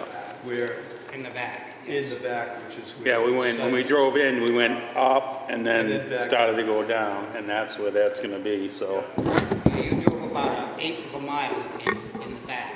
yeah. And Willie Brook is up, goes right under Route 28. That's how Yep, far away it is. yep. Go ahead, Sabette. Well, I kind of have a question for Julie, because she mentioned her concern about the number, like going to 60, adding that many spaces. And I'm wondering what her thoughts are about, like, fewer spaces. Is it the project as a whole? Is it the number of these spaces?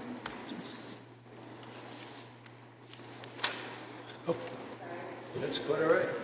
So the concern is land use. If you're going to allow this many, putting 60 more houses or small trailers on that area, then you're talking about the impact, the roads coming to and from, all of the impact on the land. And yes, it is further from the brook, but it's outside of the nature of the ordinance of the area. It's not agricultural and it's not residential. And it's not a special use exception. You're asking for a variance and expanding the site by almost 50%, and it no longer is eligible for the special exception, so they're looking to have a variance to allow further impact in an area that is known to have some wet areas that I'm hoping that will be mapped appropriately if it gets through this. So, thank you. Just a point of clarification, we're requesting 40 additional sites that currently... Oh, I'm sorry. That's quite all right. There were 40, there are currently 60 on the site, and we're requesting 40 additional. So, And they're seasonal as well. So May 1st to the end of October. After that, it's shut down. Although a lot of these do stay permanently in place. And it did look like some people were coming and going a little bit even now, but, Not until May 1st. oh, okay. yeah, people do leave They their, leave their cars? structures on the site. Many, There were a couple cars left this year, in front of their campers.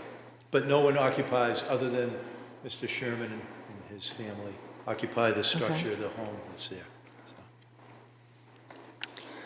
So I do just want to bring up for the board, earlier tonight, we had a similar ask. That camp was under the 25%, but it was an expansion of a non-conforming use for structures such as a pavilion and a gym. So there was a statement made that they were going to put similar structures on this that was outside of the purview of this board. That's not true.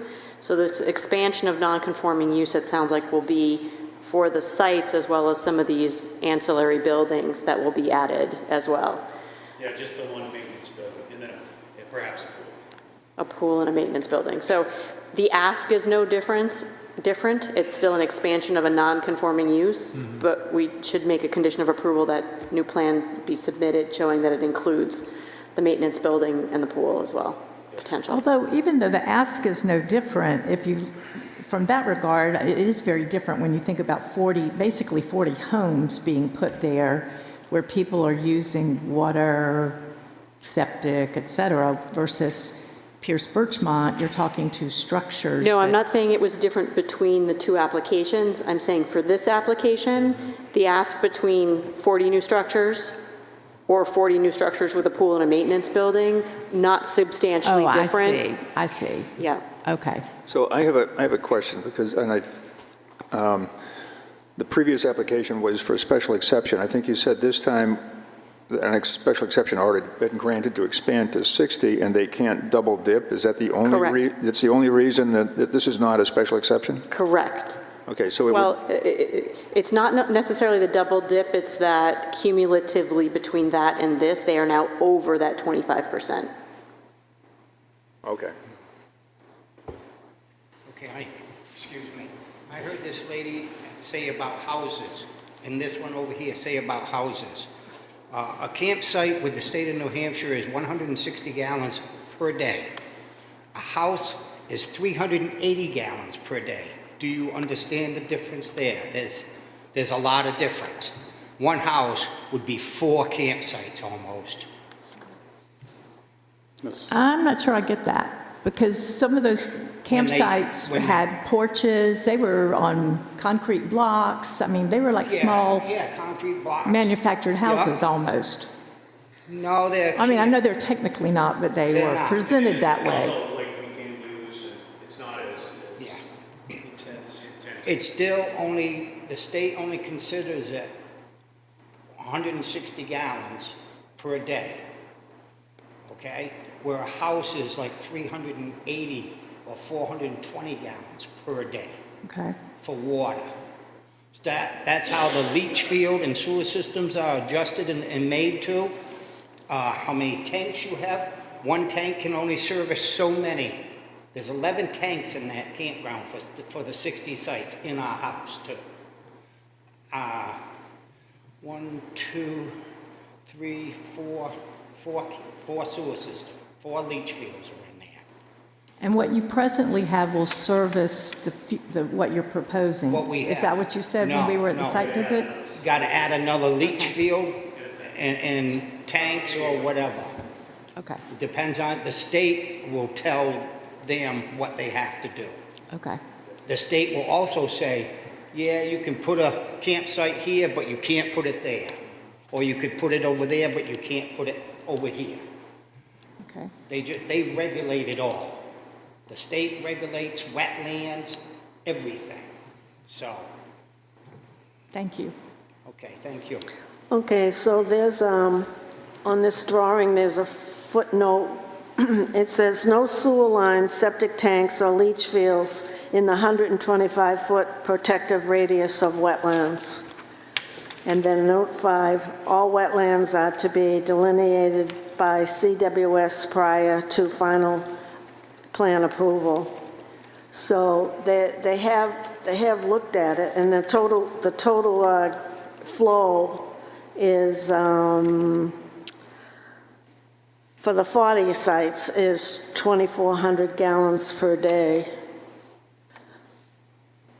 Now, they don't tell us what the flow is on the existing site. So cumulatively, what is the flow of that fully developed site?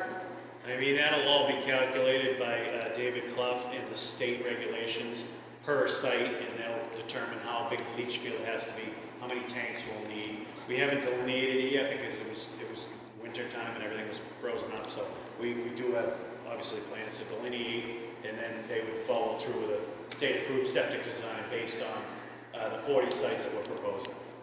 Okay. Well, any other questions from the public? I see a hand out in the back there. I think I do.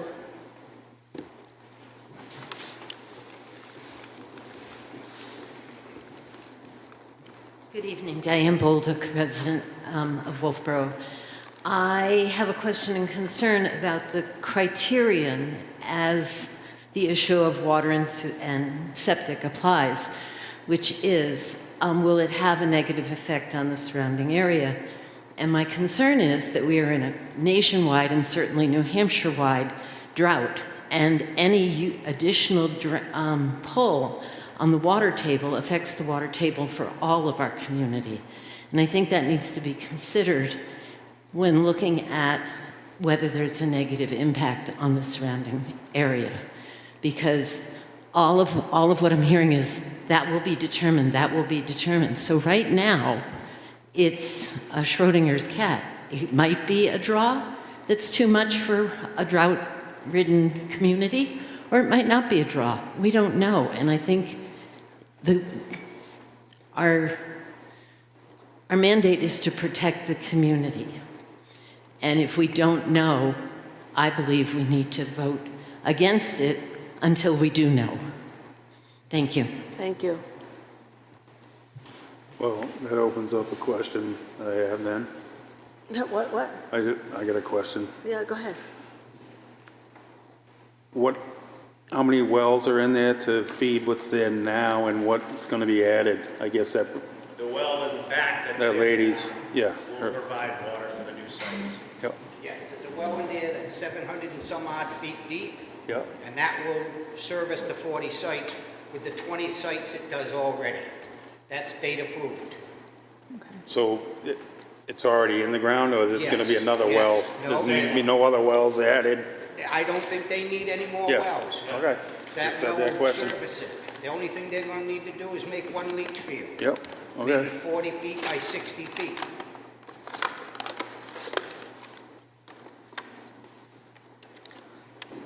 Any other questions?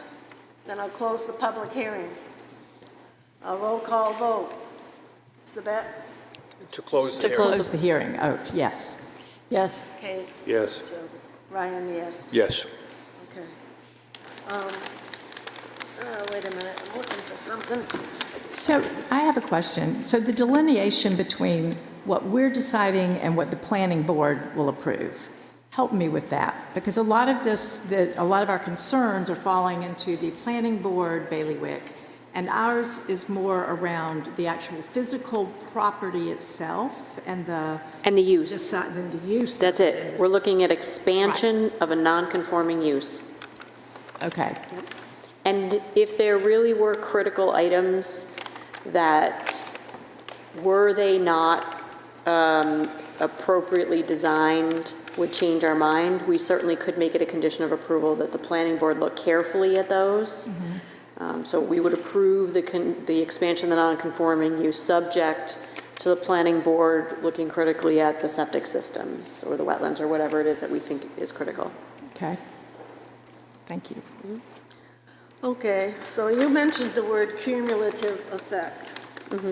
I would think this is a time to talk about that, and also non-conforming use expansion and making it more non-conforming. We just spoke with the previous applicant of the Children's Center, making their proposal more conforming.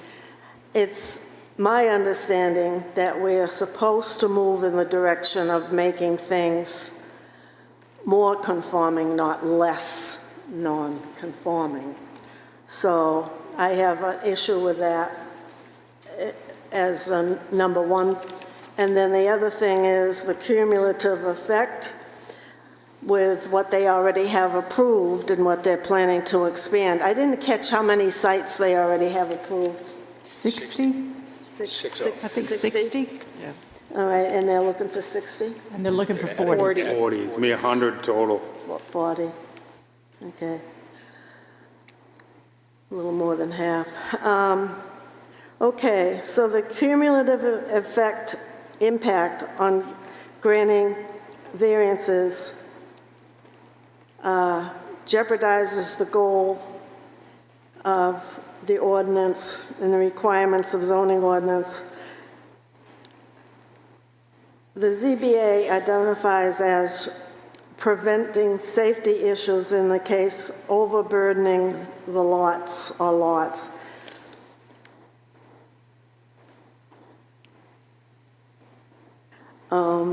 I don't know as though this will meet hardship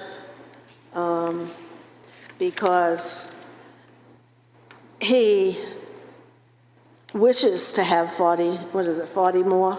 Yes.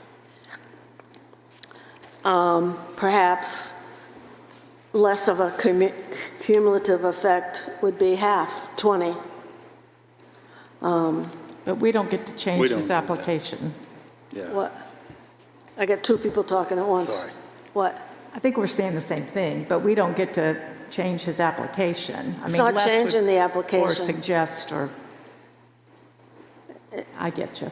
Never You mind. know, so I do feel that it is like an overcrowding of that. Even though he's got all that acreage, it's a large expansion to that campground. I don't know as though I'm that comfortable about it. I think it is a large expansion of the campground. However, I don't really see it the way you do. I think in terms of the cumulative effect in this situation, I mean, it is a large expansion, but I think the main concerns, because it's also a very huge piece of property, and they're using a very small portion of it for these additional sites. Now, for the moment.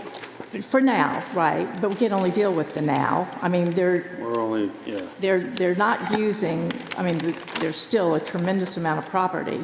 And I think the biggest concerns that I have, it sounds like are going to be addressed at the planning board level if we attach conditions. No. I'm not real sure I'd get the cumulative effect in this situation. I mean, it's already non-conforming. I do agree that we're supposed to make things less non-conforming. This is such a unique situation. You can't see it from any place. You can't experience it from any place. It's kind of in the middle of nowhere. I'd like to add seasonal too. It's seasonal. Yeah, so- which impacts the number, the usage, but that again becomes a planning board question about the water, the septic. Through the chair, may I offer a comment? Yeah, Yeah, we'd love thank it. you. I've been part of up to 3,000 sites for campgrounds in my career, so I do have some experience with campgrounds. I've seen 5 campsites that have been terrible for an area, and I've seen 200 site campgrounds that have been excellent. So it really comes down a lot to the design and to the care the applicant places into the campground itself and what they do, what the campground is. Is it RVs? Is it tent sites? Are they park models? How are they located? What's the road system that accommodates and I know this is my first day here in the job, but I do have some experience with this. What makes this difficult, what makes it unfair to both the Zoning Board of Appeals and as well as the applicant is you have these very broad standards where, contrary to the public interest, what's the public interest? Who defines what the public interest is? You do the best job you can to define that. The applicant does the best job they can to try to figure out what the public interest is. And I believe that you've received some very legitimate comments after having seen some poor campgrounds impact areas because of failed septic systems. So what the ZBA has, they may have a good proposal and a proposal that they could support, but the problem is there's not necessarily factual information to give you confidence with that there will be, that it is environmentally appropriate. But then that once again gets into the standards because they're so broad. What can the applicant do? What can the applicant provide to meet those standards if you're in this conundrum to try to figure it out? So I just wanted to give my 2 cents on that. And agree, it's a tough situation. I think the applicant did what they could to fill this out, and the ZBA has a tough decision because this language is just so broad.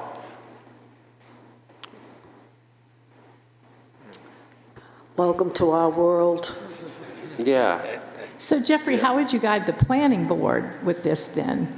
Well, with the planning board, and the applicant seems very, very well aware that they would need to provide the data, the test pit data, all of that, and I have confidence in that. But what's weird with this is it puts the ZBA in a position that basically authorizes this use to go forward to the planning board in a bit of a good faith effort. Yet we trust that the applicant's going to do that. And I still believe that, we have to put trust into each other that people do have the right, the best intent for our town. But nonetheless, it still puts you in a difficult situation because what some of this broad criteria asks of you to do, you would need that information, ideally, that the planning board would get. So you're just saying, yep, we're comfortable with this, and we're going to trust that you're going to provide the planning board with that data. We need to be 100% comfortable, but we're kind of giving you the benefit of the doubt. It's very tricky, and I don't, I feel for both sides on this because it's not fair to either side to make a decision like this. And am I incorrect that the applicant can choose which board he prefers to go to first? Well, I would assume that they need to know that the use is allowed or that the variance is permissible before they go through the planning board process. They go through the planning board process assuming the use is allowed. Then all of a sudden they get to ZBA and find, oh man, the use isn't allowed. What the hell did we go to the planning board for?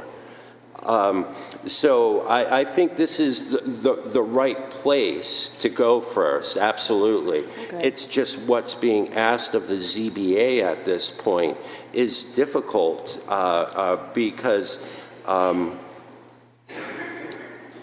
does the applicant really even need to provide it?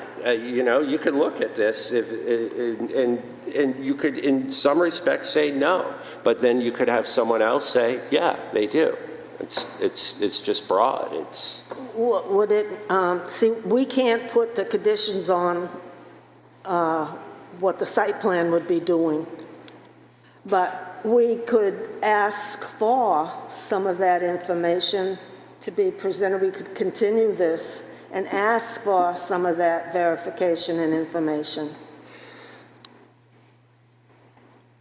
Me? Yeah, sure. I'm not sure what we would ask for. Yeah. It's a tough one. What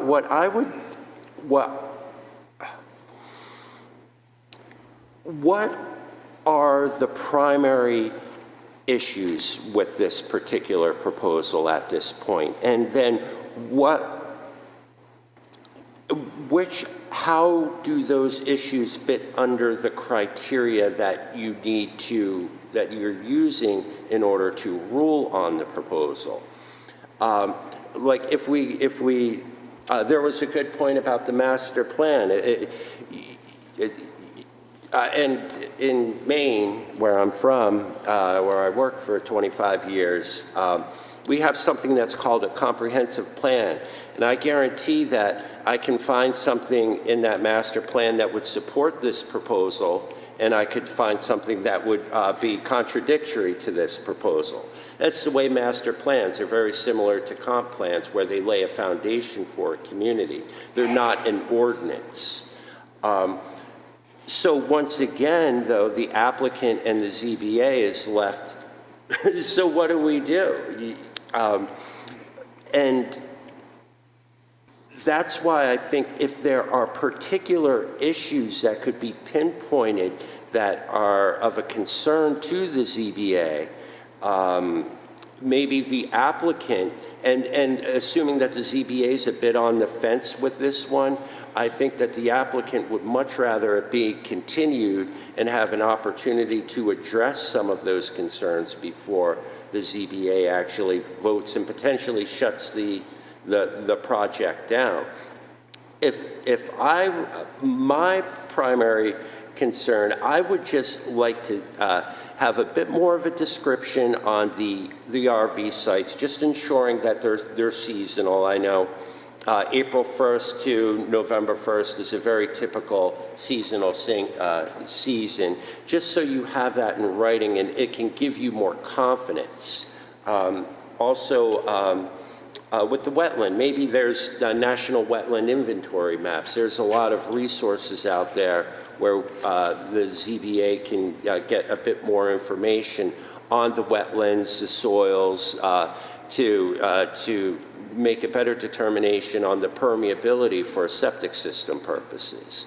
So I think that there is information that can be gathered without going through an incredible expense by the applicant that can help clear up some of the potential issues that the ZBA is facing now, with the understanding that the planning board's going to get into the technical details at a later point.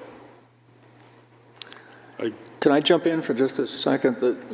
Jeffrey, you mentioned the quality of the campground, a poor quality of 5 campsites versus 200, well, 5 poor campsites versus 200 quality campsites.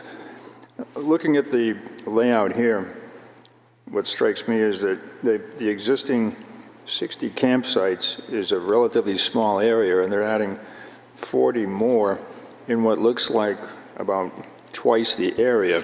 Although Chuck, he did So say... let me finish, please.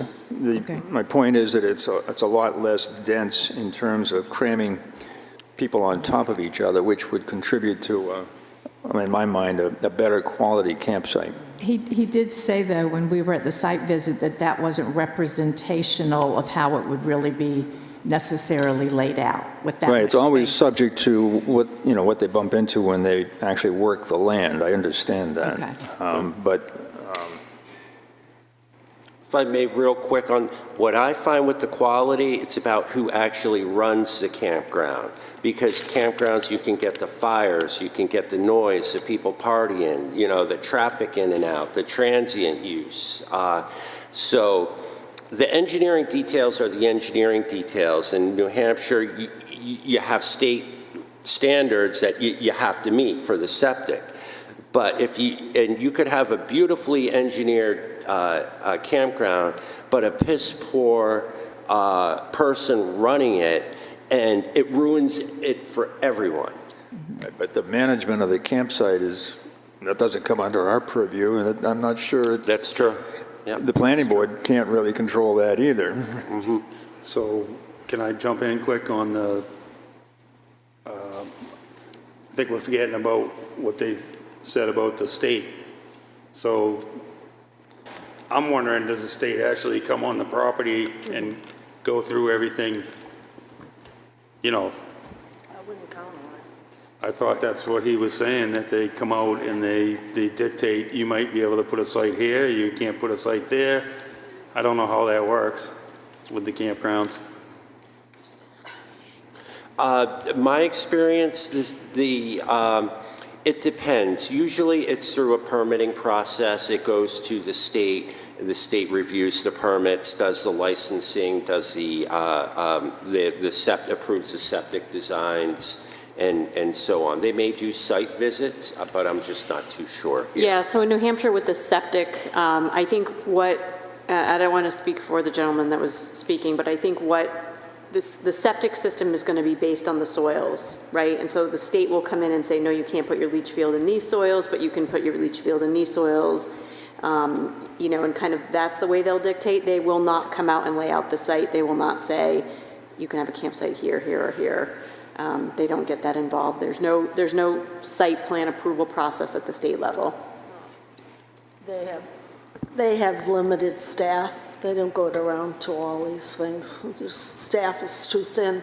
I would have a question on if we had not necessarily, well, there's a topo that they can get that's probably online. There's probably online wetlands delineations. Online, there's probably soil types that could help them tell us is the land capable for the impact of these sites, expanding the site. The point of seasonal, I think it should be stated right out what that season is from such and such Columbus date or whatever. I don't know if I heard, if they said, I probably didn't hear it, but the size of the lots. I think it's in their application, 30 by 60, application? maybe? 30 by 60, I think. And then fire protection. It sounds like they went through the TRC. Yep. Initially as a very basic conceptual plan. So fire would have at least had initial review, and they'll certainly have more review through the planning board process. Well, I didn't think this was stepping on the toes of the planning board. I thought this would give us comfort in knowing that the very basics are being taken care of. Mm-hmm. I think, and the key is if you have trouble making a positive finding on some of the 5 criteria, correct, is it, 5. or 8, 5 criteria, then it would be a good idea. It would be my recommendation to continue it, to allow the applicant to come back and to provide whatever information you may feel is lacking. And you could do that, I believe, without stepping on the planning boards. You could say, hey, you know, we just need to have more confidence with our vote with it will not be contrary to the public interest. And we just need to make sure that there are protections for the wetlands and for the stream that you mentioned, and give us the confidence you're going to do that, put it in writing so we can make it part of our findings of fact. So, Suzanne, do you want someone to make a motion that follows along with what Jeffrey's suggesting? And then we come up with a list of things? And again, I think the key is making sure that what you're asking relates specifically to criteria. Yeah. Well, I would go, a couple of the punch points was, what is seasonal? It's too arbitrary. Talk to us about the wetlands. We hear that there's only a little. Well, show me something. I have nothing. Well, what would we be asking them to come back with? I think we need to be more specific than show me something. I just said, show me the wetlands. But is there more than just showing us the wetlands map? Is that what we're asking for, Suzanne? It can be a map. Okay, I'm just trying to be specific. Well, I think they would know what I'm saying. Can I read something real quick off of AI about campgrounds? Tell me what seasonal is. Give me the date to the date. I got that. All right? Show me a map with wetlands. Or vice versa. Show me all what is not wetlands. I don't care which way they do it. Can I add this quick off of This is quick off of AI. It says, yes, campgrounds in New Hampshire are regulated by the state regarding how they are built and operated to ensure safety and environmental protection. The New Hampshire Department of Environmental Services requires subdivision approval for designing, constructing, and expanding campgrounds, particularly concerning sewage disposal and shoreline protection. So it's not just about septic systems, it's about how the campground is designed. That's Just wanna add interesting that. subdivision. Yeah. Well, it goes back to your original question. No, I'm not, I'm just saying. They're going to take this paperwork and shovel it to another office, that's going to shovel it to another office, and can't say another what they- office, yeah, well, and we then can't they'll say get what an they're gonna do. approval with conditions or No. not. They are not going to come down and see how that campground's You run. don't know that. This day and age, They're not going to come down. Let's stay Now, I would- focused. Wait a Let's stay minute, focused Sabette, on what we'd like to Sabette, wait ask a them minute, for. we're both talking, all I don't want right? to argue about it, but this day and age, they're not, everything is really strict. They're understaffed, and you know that. Well, that's neither here nor there. I'd But suggest wait, that we wait, stay wait, focused. One other thing was, now you made me lose my train of thought, was, So sorry.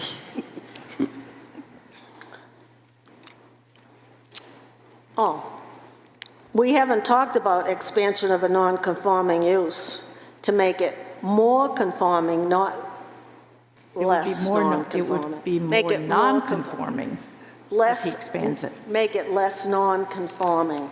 We're not supposed to work in the direction of making things more More non-conforming. non-conforming. That's right. And that's just what we're doing with this. That's true. So does everybody feel like they don't have enough information to make a appropriate decision at this time? Should we do a continuance? Should we do what? Continue this I would so the pre- applicant can? I would prefer that. Okay. I It's just up to wanted the board. Yeah. So to go back to our list, we might want to ask for specific dates of when the campground is open and what is seasonal. We would want to ask for a map with the wetlands, showing us exactly where the wetlands are.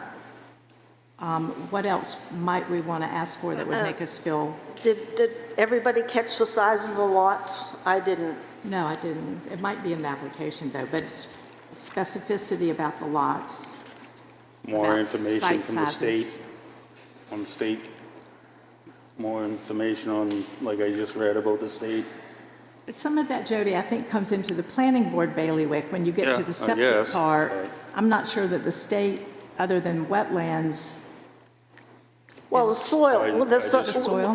you can go online and get the soil types. The soil types are determined in a great part as to the wetlands. okay, so And the information about subdivision. Just more soil? information on. And that isn't something that they State. have to pay an engineer No. for. Okay. And fire protection. Well, they did have the TRC. Would you prefer that there was a more specific, not conceptual plan done by? What's the concept? What have they got in mind that they're gonna do for fire protection? The campsites have outdoor burning all the time. Okay, So how are they gonna manage fire the protection outdoor plan. burning? a fire protection plan.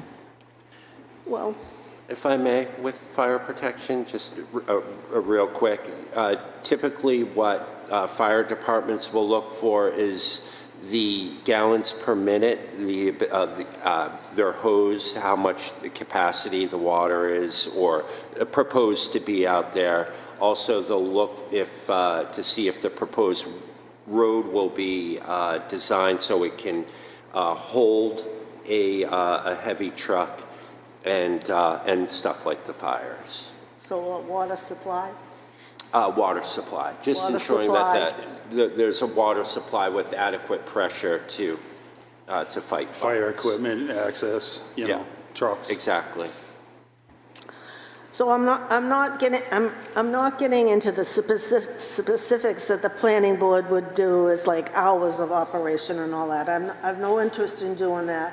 I'd just like some general items to have more confidence that we're not jumping into something without having all our information and comfortable with it, that's all. Well, So then I'm going to make a, Can I ask, go ahead. can I ask one more question? And that's just, I'd like to talk for a minute about the 5 criteria. About what? The 5 criteria. Number 5, specifically the hardship. What is the actual hardship that we're going to be looking at here? Well, Because if we can't find the hardship that justifies granting the variance, then everything else is moot. So, well, he can still use his land. It doesn't maybe necessarily have to be for trailer, mobile home or trailer park. It's not depriving him from the use of the land. And it's maybe not depriving them for the use for a different number of campsites. Is that true? I mean, so I guess that's the other question I had was a 25% expansion. What is that based on? Is that based on number of campsites or acreage, or what is the basis for that calculation? With the Camp Birchmont, we determined that it was geographic area. So, kind of draw a geometric shape around what you've got and then what you're proposing to expand to. And that was how that was kind of determined. So based on that, the current expansion is a huge expansion. Correct. From this, so it's like Correct. 3 times. Correct. So very clearly over that 25, even standalone probably. Right. Yeah. Right. But again, what is the hardship that we have to agree to in order to grant this? Maybe there isn't any.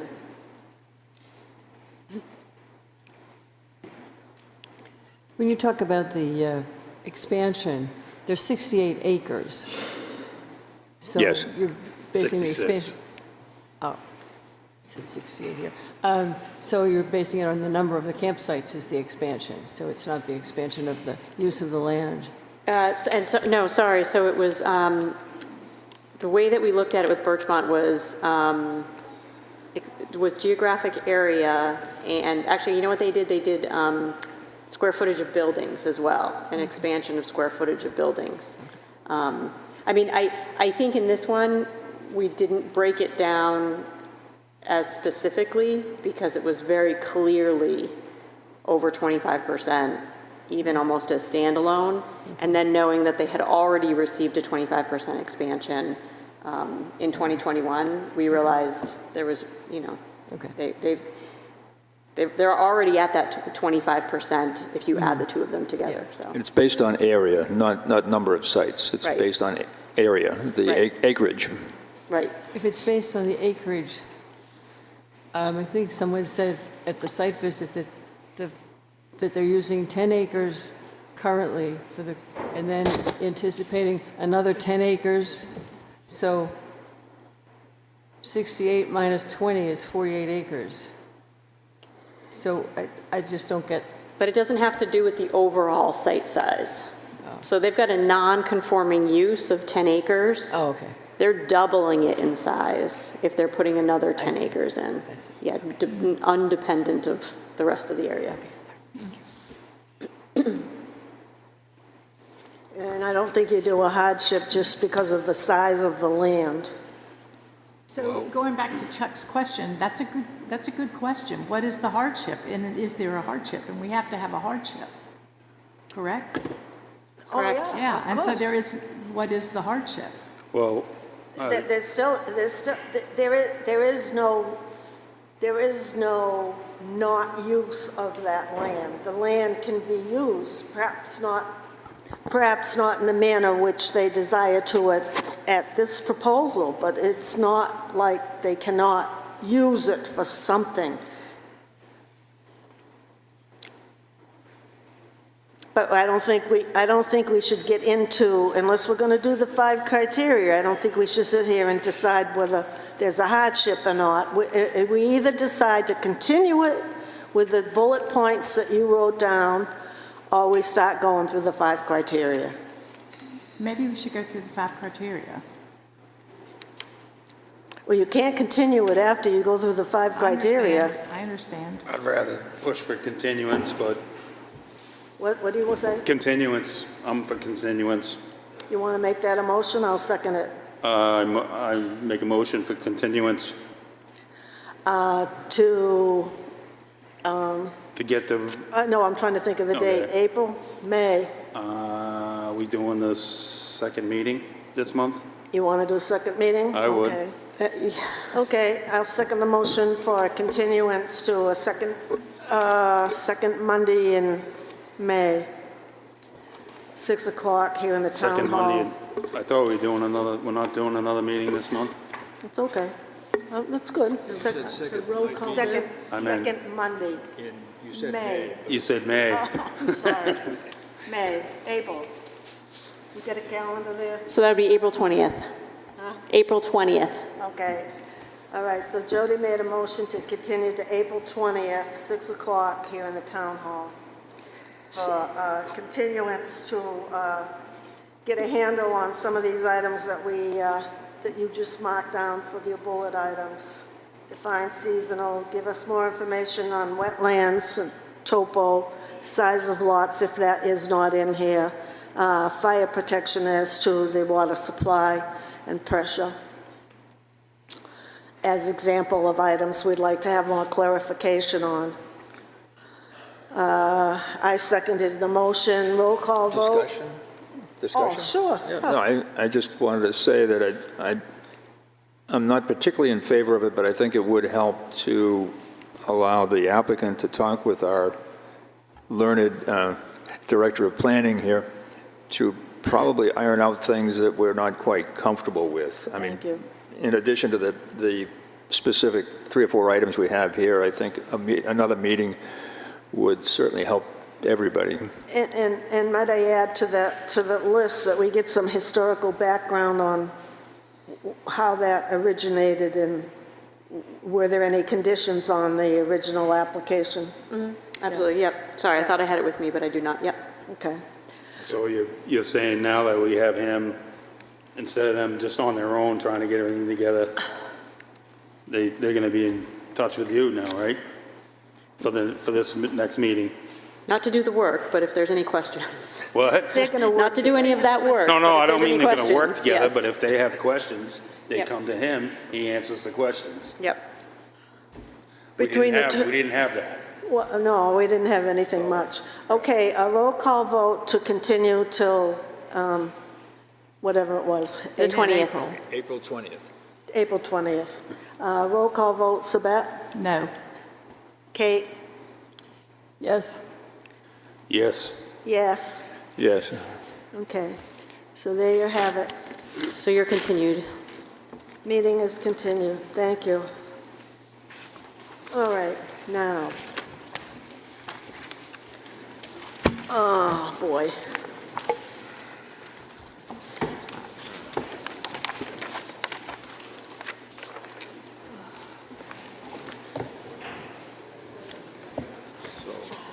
Let me see here.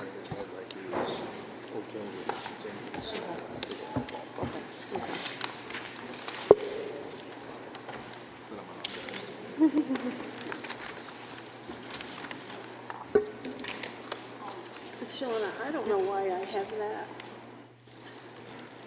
It was part of the submittal, the applicant submittal. Thank you. School, Bye. 11 Poplar, right? That's kind of pop, those houses? Yes. I have your contact information, I'll call you if you're convenient. Sure. When would that be? Why don't we talk about it tomorrow, during the meeting? I'll call you. Okay.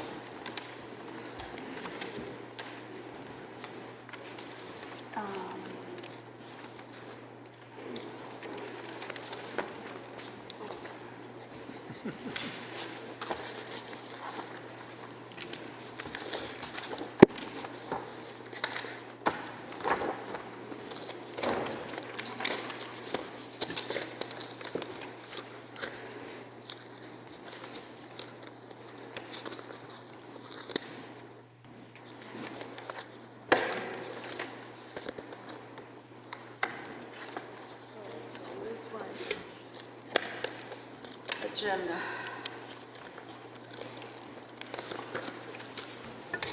I think you should go with Poplar. You got to choose between one or the two. So to go back to the order of the agenda, the continued application for public hearing for a variance is up next. And then the one after that will be Poplar Island.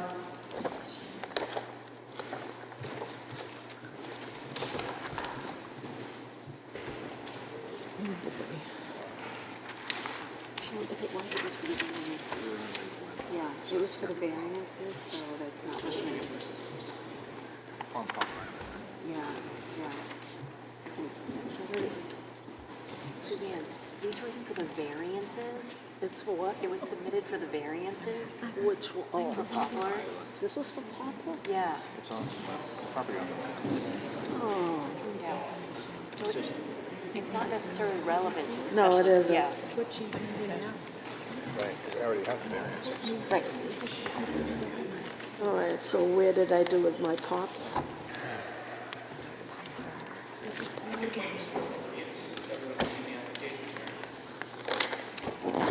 That's probably good. This way, no, this way, yeah. People can get up and come around.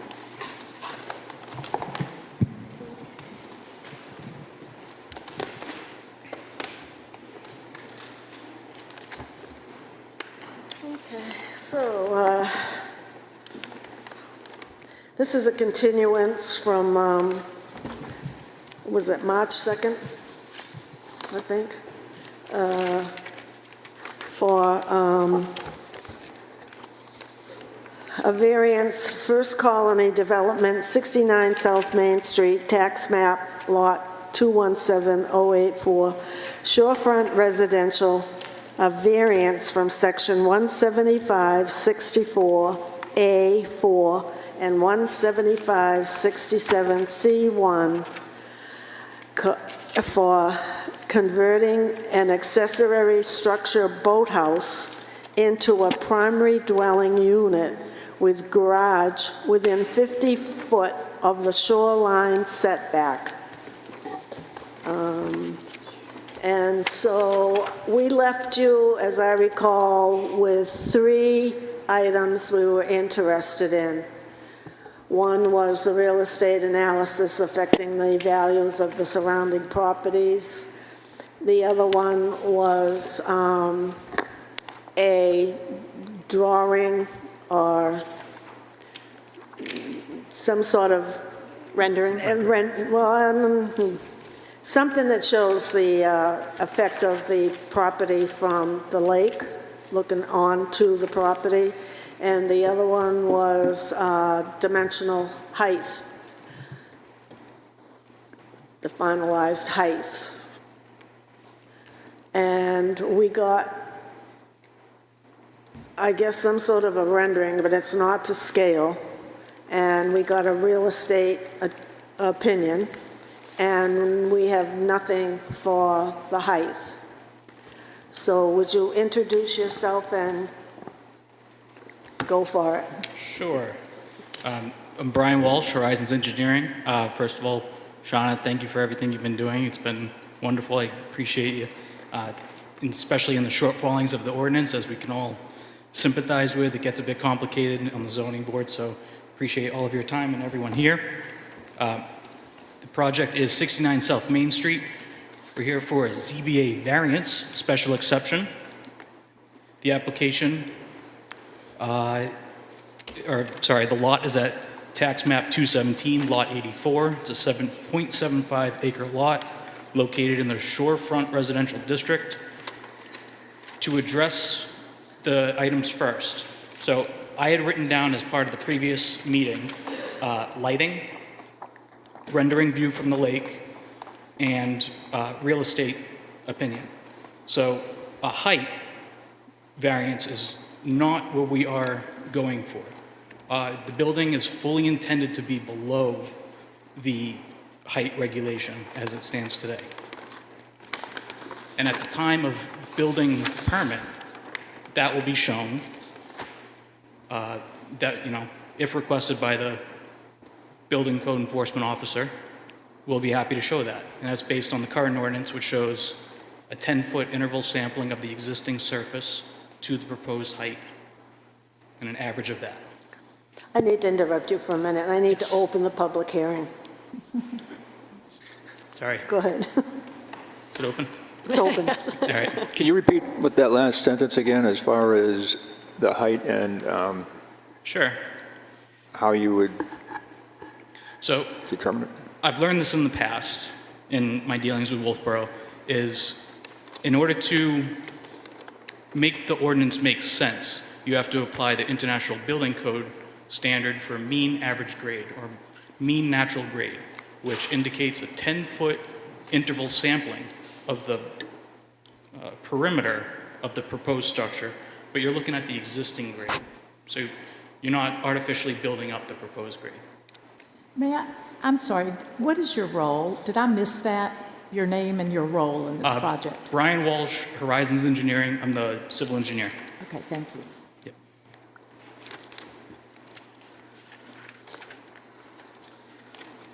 So we had gone through the project in the meeting on, what was it? February 9th. And in that meeting, I had discussed the 5 criteria for the variance and the 8 criteria for special exception. So I'm happy to go through that again, but just to recap for everyone and for everyone here, I can give just a brief overview of the existing conditions. On the site today, there are 2 non-conforming structures: an existing single-family dwelling near the main road, which you all can see. Oh, I can't. And a workshop near the water that resembles a small warehouse. The existing structures are legally non-conforming with respect to the 50-foot shoreline setback and side yard setback. Both were constructed long before modern zoning. I don't like reading out loud, especially into a microphone. The full survey conducted in 2025 verified no wetlands present on site, and it's outside of any FEMA flood hazard zone. Existing structures, again, it's important to note, the existing structures today are non-conforming with respect to shoreline and side yard setback. The project includes removal of the building near the roadway, which is non-conforming today due to proximity to the side yard boundary. With replacing that building will be an ornamental garden, thus reducing impervious area. Renovation and expansion of the existing workshop building within the 50-foot shoreline setback is the reason for the variance. It includes vertical expansion to make the structure functional. The vertical expansion will include it will include living space. That building will therefore be maintained and functional, a portion of which is inside the 50-foot shoreline. Construction will remain atop the existing foundation footprint. There was some mention in the last meeting during the minutes discussion of whether there was expansion into the 50-foot. No, the expansion of the building is outside of the 50-foot, which Chuck, you had landed on, correct.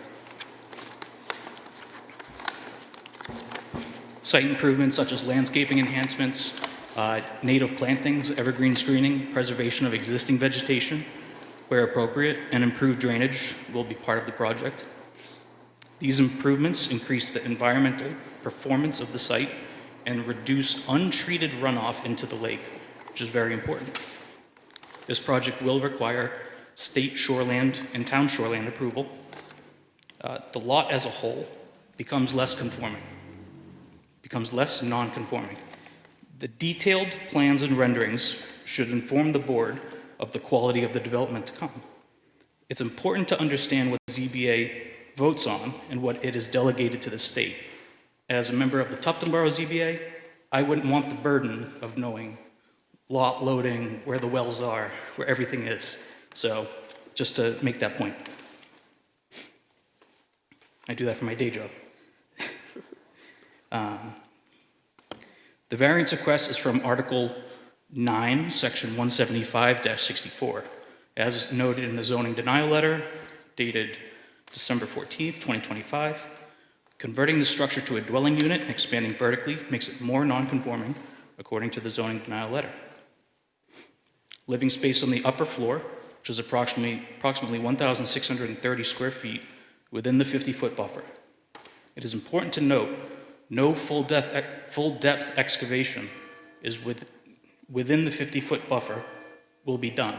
The existing foundation will be preserved. Impervious area within the 50-foot buffer will decrease by 15%. Overall on the site, we will see an 8.2% decrease in impervious area. Existing non-conforming house encroachment to the side yard setback of 470 square feet goes away. Currently, it's 7.22 feet from the side yard lot line, which is a 20-foot setback, thus making it very difficult to maintain, access, and to do proper maintenance on. Strict adherence to stormwater best management practices ensure improved lake protection. It reduces the overall environmental impact as compared to the existing conditions today. An approval would remove a non-conforming building that needs rehab. It would reduce impervious cover and benefit property values significantly. Special exception request per Article 6, Section 17543 is required for a vertical expansion of non-conforming structure beyond 25%. The application addresses all required findings.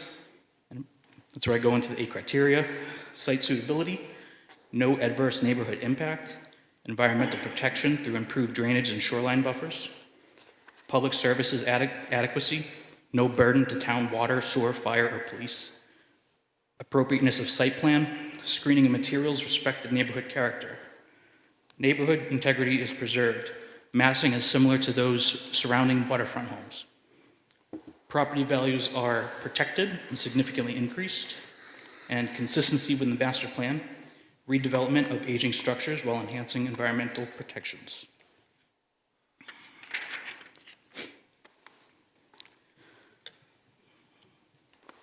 So, included with our application was a letter from the real estate agent. I'm happy to read that letter into the public record, but you all have a copy of it, which I guess makes it into the public record. The full application package as it was intended, not one side, every other page, you now have the full thing. Additional renderings from the lake and of the site as a whole. We also include in the application a few alternatives analysis to show what can legally be done on the site without zoning board and planning board approvals.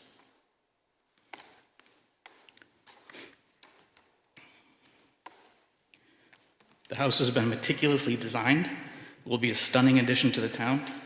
It should be noted the developer, by right, can develop the property in numerous ways, which would not require zoning or planning approvals, including a very tall structure near the road with parking in front instead of green space, as proposed.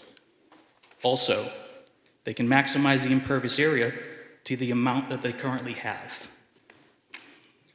Instead, we're reducing it significantly. Instead, we're proposing increased green space, and we're taking a structure which exists today without any function and constructing it into a residential space. Undoubtedly, it'll be carefully maintained into the future since it will become functional and valuable.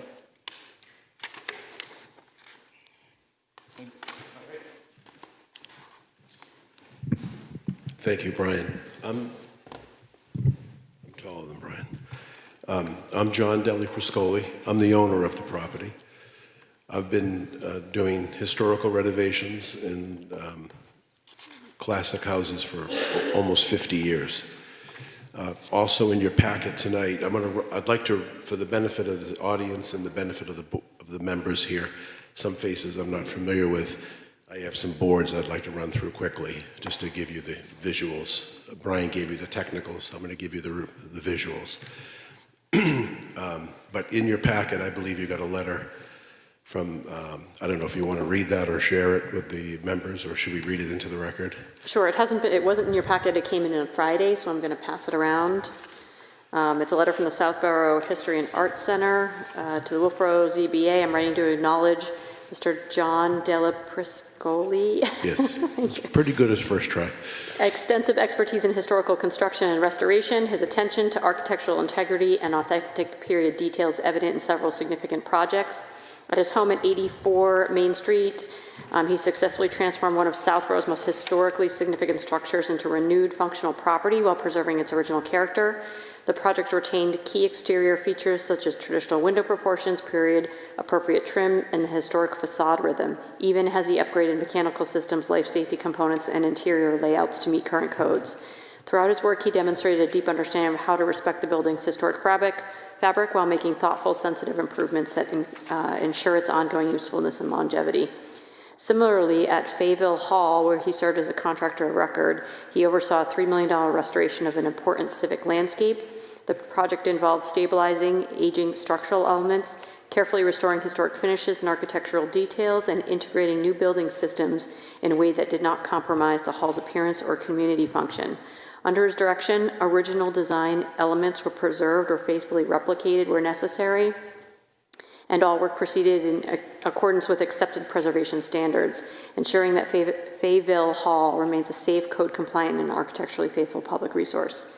Given his proven expertise and demonstrated respect for historically significant properties, I strongly support his proposed property renovation at Wolfeboro. Based on this past work, I am confident that any other project under his stewardship will both honor the town's historic character and contribute positively to its built environment. Michael Weishan, President and CEO of the Southborough History and Arts Center. Thank you. I also wanted, there's been some, I don't do social media at all, but some things were brought to my attention. I just want to make sure it's clear here for the board and for the audience. I've owned this property closing in on 5 years. This is a property from my 6 children, one of which is here passed out in the back. And I have 2 daughters and 4 sons, and my wife and myself. This is not a person from Massachusetts coming up, building a house for profit, and all these other misnomers that were placed out there. I just want that clear for you folks. This is a family compound for my family, for the future generations of my family. So I want that crystal clear for everybody. I went to Freiburg Academy. I've always been in love with the Lakes region, and I've always wanted to come back. I vote up here now. I want to move up here now. But I can't live in the current house. The house, for those of you that may not be familiar with this house does have some history, but the reality is the prior owners turned it into this rental machine and basically destroyed it. There's nothing to save, and it's not it does not fit my family, nor does it fit my tastes. So what we've tried to do here is come in with something vastly superior, and to go to the chairman's comments on these, I was listening tonight intently to the prior applications about how we want to strive to make things more conforming, more green space, less impactful, positive impacts. This proposal does all of those things. I don't know how many people come in front of this board, propose something on Main Street, and create more green space. Usually, I'm sure it's the opposite. They want to cover more, pave more, and so on. So, just to give you the color of it all, let me walk you through the boards. And I'll do it quickly. I know it's late. So, to start with, as you can see in this board that's here, and I do apologize for my back to the audience, I'm happy to discuss this offline with anybody. The existing house is this lighter green here, and you'll see the non-conforming here. You'll see the yellow here is the new addition headed towards the road. That's 100% conforming. And then you see this, what's been referred to as a boathouse. It's important to note that that is not truly a boathouse. What it really is a dry garage that had a marine railway that actually towed the boat upland into the building. There's no water underneath this building. It's dry. It's just a big basement. Okay, let's just pass them up. I want you to just feed them to me as we go. Okay. So this plan here shows the amount of green space that we're proposing in front. And as I've mentioned to the board, and I think I mentioned it to some of the neighbors and others, that I'm certainly willing to collaborate with a design and how this streetscape could actually be part of the community. I'm not wedded to one specific thing. I'm not dictating. I just want to really have a nice green space, have it set back. The beautiful thing about this plan is that you do get view corridors.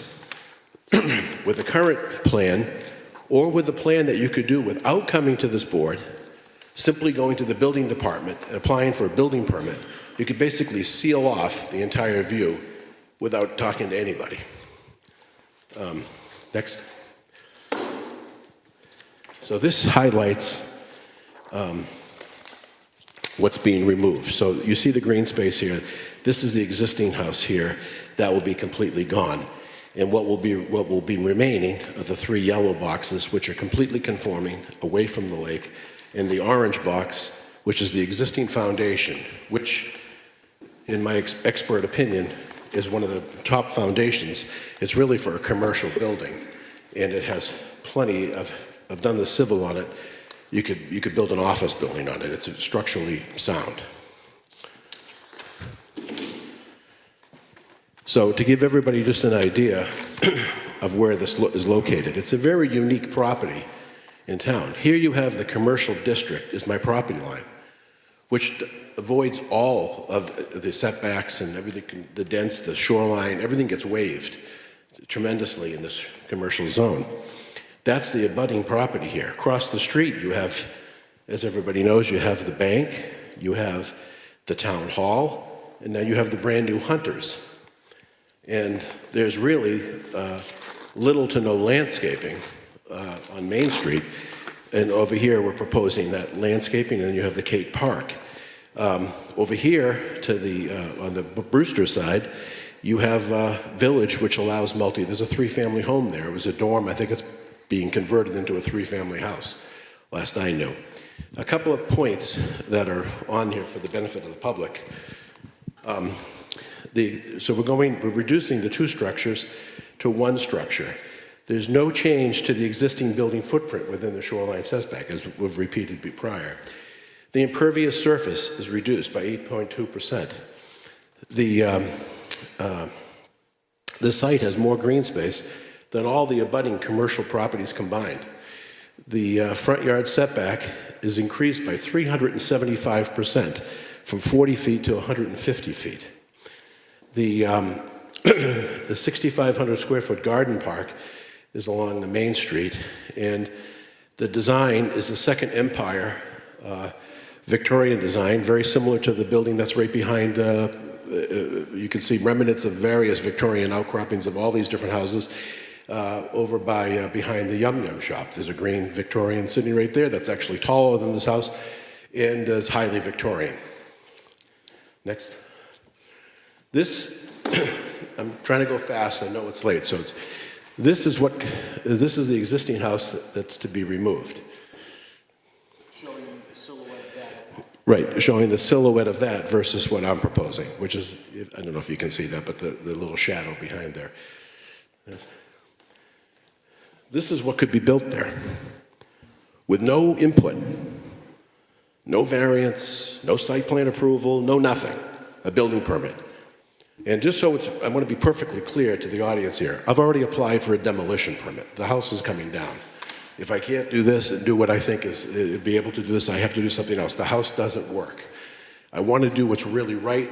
I'm trying to get as much green space and have as much community input as possible. This is the house that I'm proposing. And just so you know, it is a replica. However, I own many of the fragments from other houses that have been demolished in other areas. I constantly buy fragments and building components to use old parts in a new house. And that's what this would be. And as you can see, I'm not wedded to the garden arrangement or the fountain or the tree arrangement. I'm willing to work with a little task force to get something, because I know how important this is. I want this to be I want to have buy-in across the board on how this looks. Next. This is the alternative footprint of what could be built there, that you could reincorporate the non-conforming space, which we're eliminating. So we're, once again, Madam Chair, we're going back to making it more conforming, more green space, more everything in the right direction, which has been repeated tonight in ad nauseum. We're doing that, and this is what you could do there without coming to this board. Next. That's it. Okay. So, what I want to stress to everybody is, I'm very passionate about this project. I really want this to be something very special. I know it's somewhat controversial due to the fact that the house has been sitting there since the 30s, but the house is destroyed. It's been in the Airbnb before I got it. There's nothing left to it. The boathouse or garage, whatever we want to call it, in back, the gentleman that built that was the Mini Mount gentleman. It was built in 1986, I believe. And, you know, he built a structure there that was utilitarian. It's vinyl siding, vinyl windows. The place is falling apart. It looks horrible. And what we want to do is I want to make it an architectural gem. And I'm qualified to do that. And I'd like to work with you as partners. And the community, too. So that's the conclusion of my proposal. Other than Mr. Maybright. I just have one thing. I just want to make sure we touch on that final criteria. My name is Philip Marbury, and I am an attorney here in Wolfeboro, and I am here on behalf of the applicant. I just want to emphasize paragraph 5, because that's a really important paragraph, because you've heard the applicant talk about how there are ways to build a house here that would be purely conforming. That doesn't negate that there are special conditions unique to this property that necessitate a variance and make it reasonable to do so. And here's why. To build the structure that's perfectly conforming is actually worse in all of the measurements that we can make for the purpose of a variance analysis. And so the variance being granted will actually improve the permeable surfaces. It'll improve the non-conforming structure square footage. It'll improve all of the substantive things that we care about when we're evaluating whether a variance is appropriate. And that is that the current non-conformities and the improvement thereon constitute unique conditions that make a variance reasonable in the circumstances. And so I just want to make sure it's clear that we're not saying there is no unique conditions or circumstances that necessitate a variance. In fact, the variance will make the overall end result more conforming and better than if he simply takes down what exists now, rebuilds what he's lawfully entitled to do without having to get a variance. But that'll be a worse result for the town and for him. And so that's why he's here spending money that I guarantee he would prefer not to spend in order to try to get that best result. And so I just feel like that's a really important point to hammer about paragraph 5, the 5th exception requirement. Thank you. Excuse me again, I don't know if I remembered to open the public hearing, but it is now open. You did. One last thing. I know we read it into the record before. I don't know if all the members have seen it. My direct abutter, Bob Bird, and his wife Lil, wrote a letter of support, which I believe somebody wrote, I think, Madam Chair, I think you might have read it into the record, I'm not sure, at the last hearing. That's in your packet. I just want to make sure the audience and the members sitting here tonight know that that's my direct abutter, and I've worked very sensitively and worked closely with them, and they're in full support. But the letter speaks for itself. And I'm here to answer any questions. Thank you. Thank you. Okay, members of the, is there something more you want? Nope, just here. No, I was going to ask, open the public comment period. Anyone in favor? Anyone opposed? Okay, line up. one by one. And if you can, please, there is a clipboard on the podium. If you could please write your name very clearly so that we can get it correct in the record, that would be appreciated. Yeah, I've got some letters that want to get read too, but I'm waiting. There till we is get no the public clipboard in. here. Yep. There's no clipboard here. Meg, speak up loud and clear, Sorry. please. I don't see a clipboard here. My name is Maggie Steer, and I'm speaking tonight on behalf of the Heritage Commission. Sure. I just want to say that, okay. Somebody, if somebody swiped the clipboard by accident and would like to return it, that would be lovely. We've seen a very impressive presentation paid for by high-powered developers and well-paid lawyers, and the Heritage Commission represents many citizens in the community who are skeptical. We welcome the opportunity to work with the applicant. I personally really resent the fact that they have pointed out they could build something worse without any variances. And I think that those kinds of threats are inappropriate at this point. We've looked at this property very carefully, the Heritage Commission, and we are concerned that it will compromise the historic character of downtown Wolfeboro and set a dangerous precedent for similar large-scale development. The developer, the applicant, told us, and we heard a letter from someone who said he was wonderful at historic preservation.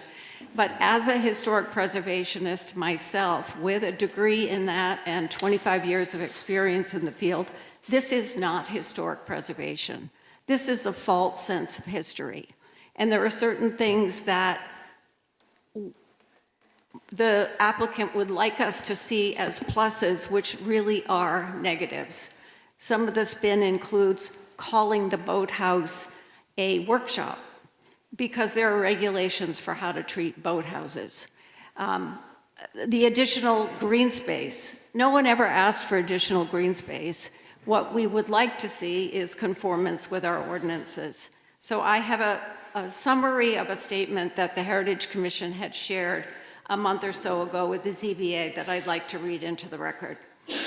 Town Ordinance 175-65C states that, quote, a boathouse must be an accessory structure to the principal permitted structure. And also, an existing boathouse may be repaired, replaced, or reconstructed so long as its external dimensions do not exceed those of the facility that is being repaired, replaced, or reconstructed, and the project otherwise complies with applicable state and municipal regulations. Further, permitted uses shall include one single detached dwelling and one boathouse that shall not exceed 20 feet in height. I would remind you that we still don't know what the actual height of these structures is. This building could be as tall as any of our other commercial buildings along Wolfeboro Bay, and if so, it will block the unique view of Wolfeboro's Town Hall from the water, and it will block the beautiful water views from the Great Hall that I've been enjoying this evening as I've sat over there by the windows. As you know, our ladies' room is really one of the best places to overlook the bay. Some of you may not know that, but it's worth checking out. Moreover, the proposed structure would loom over the public docks and Cape Park, and I don't see where those gardens and green space would compensate for that kind of intrusion. It would set a precedent for other boathouses to be expanded in this manner, and the character of the shoreline of Wolfeboro Bay would be extremely and negatively impacted. The applicant referenced similar buildings, and along this stretch of South Main Street, I don't see that there are similar buildings to this one. So this does not meet the test of being in the public interest. It greatly exceeds the volume of the existing structure, and there will be living space in the proposed footprint of the boathouse, which is expressly permitted, and it sits within the shorefront 50-foot buffer, not allowed by state statutes. So we feel that this variance, as requested, should not be granted, first, because it is not in the public interest, and second, because the applicant has not demonstrated unnecessary hardship. Since this house was built in 1938, it has been a residence and for some time housed Dr. Beauvaird's medical office, Many people in this community love having that house there, and demolition of the structure would have a strong negative impact on the streetscape of South Main Street, creating a void that would be akin to knocking out a front tooth in an otherwise healthy smile, or taking down a building that is historic and substituting a building that is new, of a design that is much more typical of urban settings than rural small communities and Wolfeboro itself. We need to continue to enforce our zoning ordinance so that a structure in the village residential zone is required to have its front wall between 20 and 30 feet from the road's right of way. For these reasons, we encourage the ZBA to deny this requested variance and special exception and continue to work with the applicant towards something that the town will think is an asset to the community. Thank you.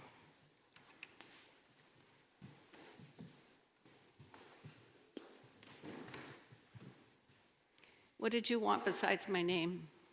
Just the spelling of your name so we get it right in the record. Thank you.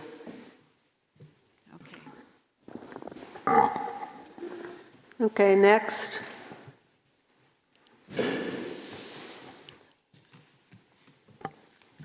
Dave Bolduc, citizens of Wolfeboro, and Let's bring that microphone up to your mouth, please. Dave Bolduc, That's resident of Wolfeboro and chair of the Heritage Commission. Many of the comments that I have already been spoken, but I'll elaborate on a few of them.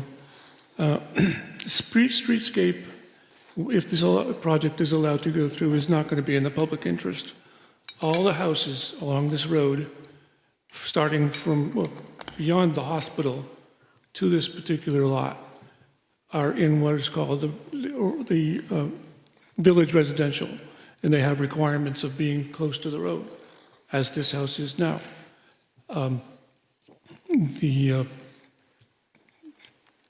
If this building were to get allowed to be torn down and this oversized building setback, that would again break up that comfortable feeling that you get when you drive down North Main Street and you see repeated white two-story house after right on the street, and it feels home. It feels like home. It feels like our Main Street. Seeing this large, out-of-place chateau, to me, is going to just be an insult to our village rural town.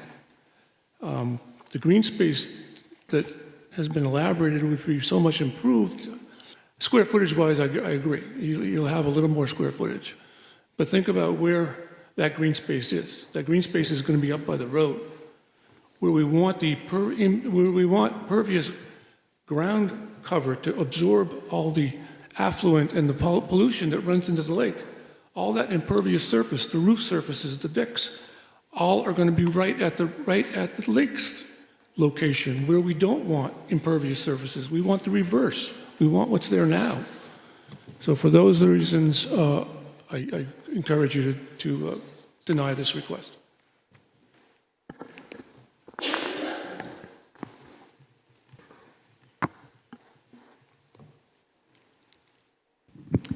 Good evening. I am Lenore Clark. I am the chair of the Conservation Commission, and I am authorized by the Commission at our last regular meeting, duly noticed, to speak on behalf of the Commission.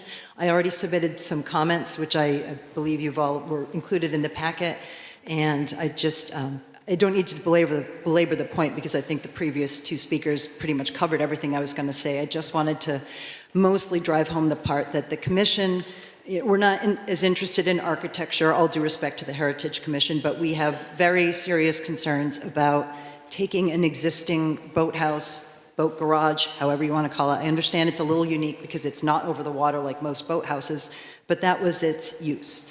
And taking that and turning it into a residence, and the precedent that that sets is a major concern.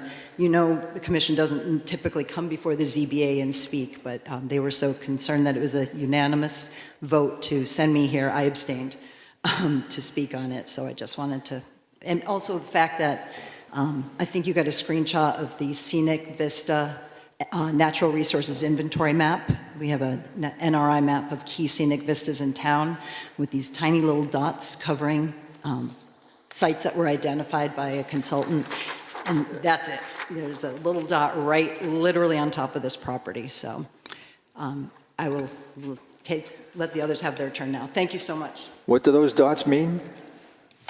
Those are key scenic vistas that were identified in the Natural Resources Inventory Report.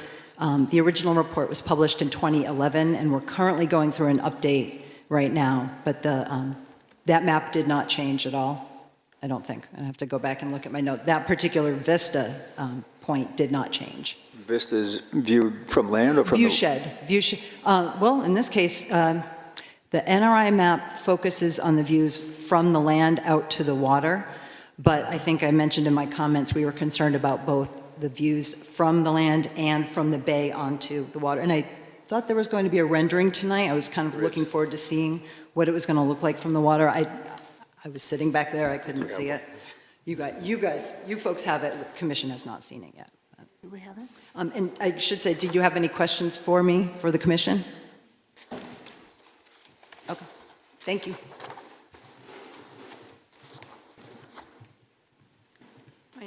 My name is Andrea Dudley, and I'm a resident of Wolfeboro. Many of the comments that I was going to express have already been talked about in terms of changing the character of the town and the streetscape, setting precedent for expansion of additional boathouses in town, contrary to the public interest because of the impact it would have on the view from the lake and overhanging Cape Park. In terms of unnecessary hardship, I'm not an attorney like Mr. Marbury, but I did do some research on that through the New Hampshire Municipal Association. And it seems clear they offer some guidance on what that means.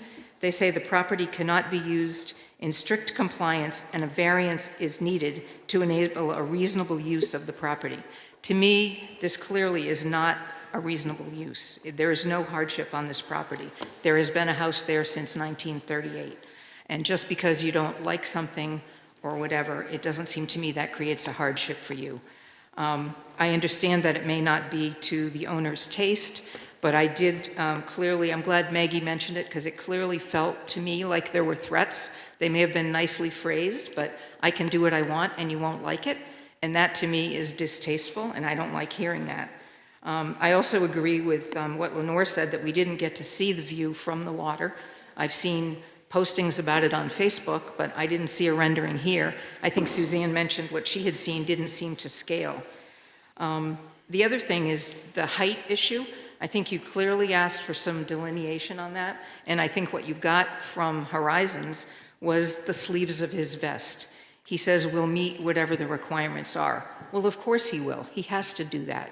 But I think what he's doing is hiding the fact of what it's going to look like. He doesn't want people to know right now how high that building is going to sit and loom over the waterfront in Wolfeboro. So I think that's disingenuous on their part. And I'm not privy to the packets you got, but I'm curious what the real estate letter was and what that said. We haven't had the courtesy of that input. So those are my comments, and I would strongly encourage you to deny these two requests. Thank you.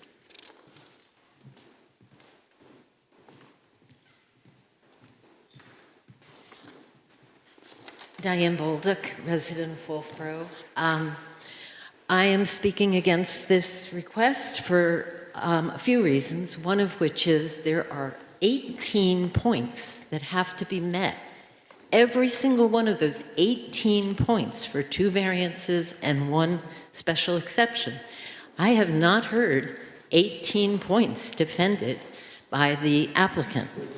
In addition to that, it is my knowledge and understanding from some basic research that there is, looking at the tax card, from the 1970s to 1986, the property was owned by Ed and Lori Mertens. There was no boathouse. The boathouse was proclaimed in a 1988 article of the Granite as having been the perfect home for the mini-mount. Somewhere between 86 and 88, a boathouse was built, and regardless of sleight of hand and smoke and mirrors, It's a boathouse. It's a building that housed a boat. And there is no permit on file for that boathouse, which means this board would be approving a variance, and a special exception for an illegal property. I don't think you're allowed to do that. I support all the points made about the appearance of our downtown. I took the time to drive downtown a couple of times in the last couple of weeks, specifically to get that feel. And I have walked down there many times, and it has a truly homey feel. To the point where when Citizens Bank, straight across the street, built, they were required to build right on the sidewalk. They were not allowed to put the parking in front and the building behind in order to comply with our master plan. The so-called park, a park is a place that's open to the public. I seriously doubt, given the gated and fenced-off park that we've been presented with, that that's a park open to the public.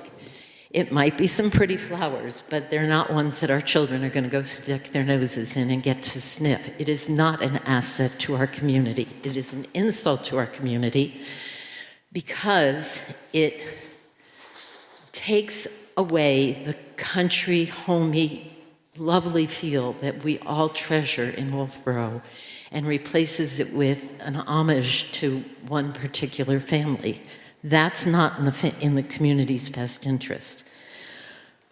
Finally, and most importantly, because as you, sir, pointed out with the previous applicant, there has been absolutely no proof that there is a hardship to this property that requires 2 variances and a special exception.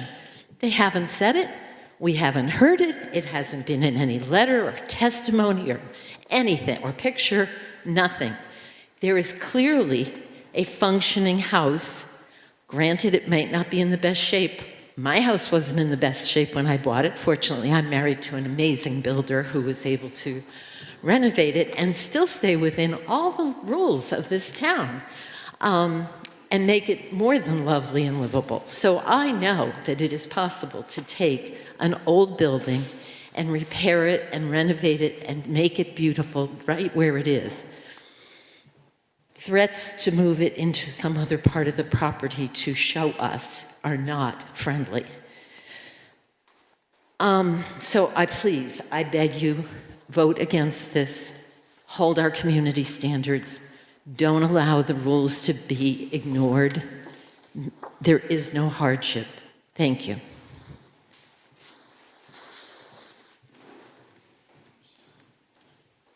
Janet Vaughn, North Main Street. I live right on North Main Street. Microphone, sorry. Can I ask how many bedrooms are going to be in the house? 6 bedrooms. Is it going to be year-round? Please address your questions. I wanted to know if it was going to be year-round. I wanted to know if there was going to be enough parking for a large family in there. I mean, for an example, I don't know if you know about it, the house on Libby and North Main Street it's got 6, 7 bedrooms, sleeps almost 20 people. They have 3 parking spaces. It's a problem. I live right up the street from there. When you walk down the street, the cars stick out into the sidewalk.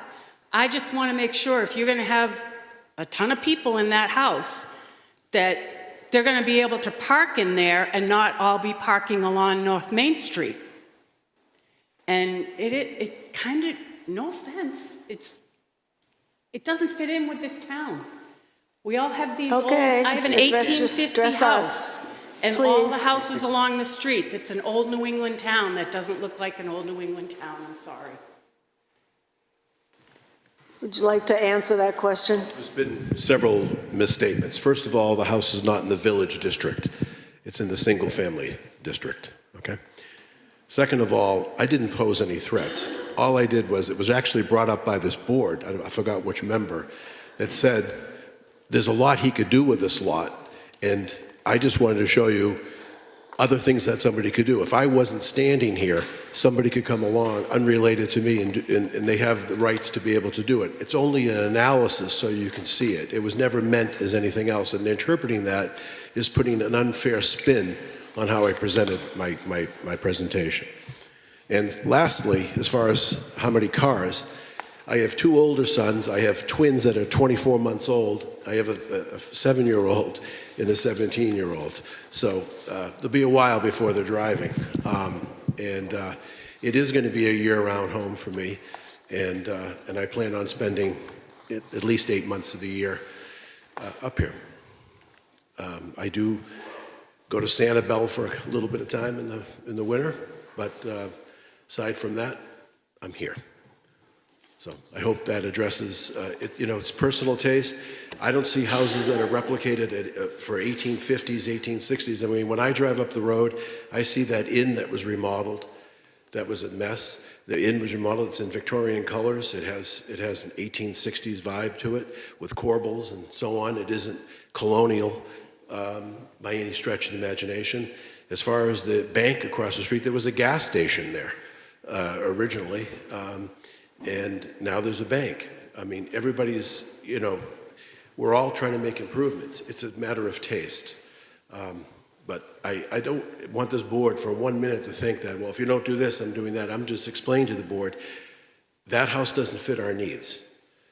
And that's just that simple. So we have to do something with our site. And I just want to do what we feel and tried to put our best foot forward and try to give a lot of perks and things that we thought was beneficial to the town. That was the whole purpose of the effort. If I was interested in just doing something quick, I wouldn't even be here. I'd be just doing it. So I think that's important to understand. And I have reached out, just so it's clear, I have reached out to several members of this, I forgot which meeting, it was the first meeting, way back, that was during the snow, and I provided my email. I provided my personal cell phone number. I made myself available. I said I'm happy to sit down. I'm happy to discuss with this historical commission or a heritage commission and have a rational discussion. I love talking history. I love talking architecture. I love talking landscaping. It's a passion of mine, antiques, art. I got nothing back up until Shauna called me about 3 days ago and said they'd like to meet with you 2 weeks from now. And I said, well, where have you been for 3 months? I mean, I've been available. So anyway. Suzanne? Wait, no, we have a process now that we let them go first. Save your questions. You have one more comment behind you. Right, because of that process, I'd like to make sure. And you in the back there, are you interested in speaking?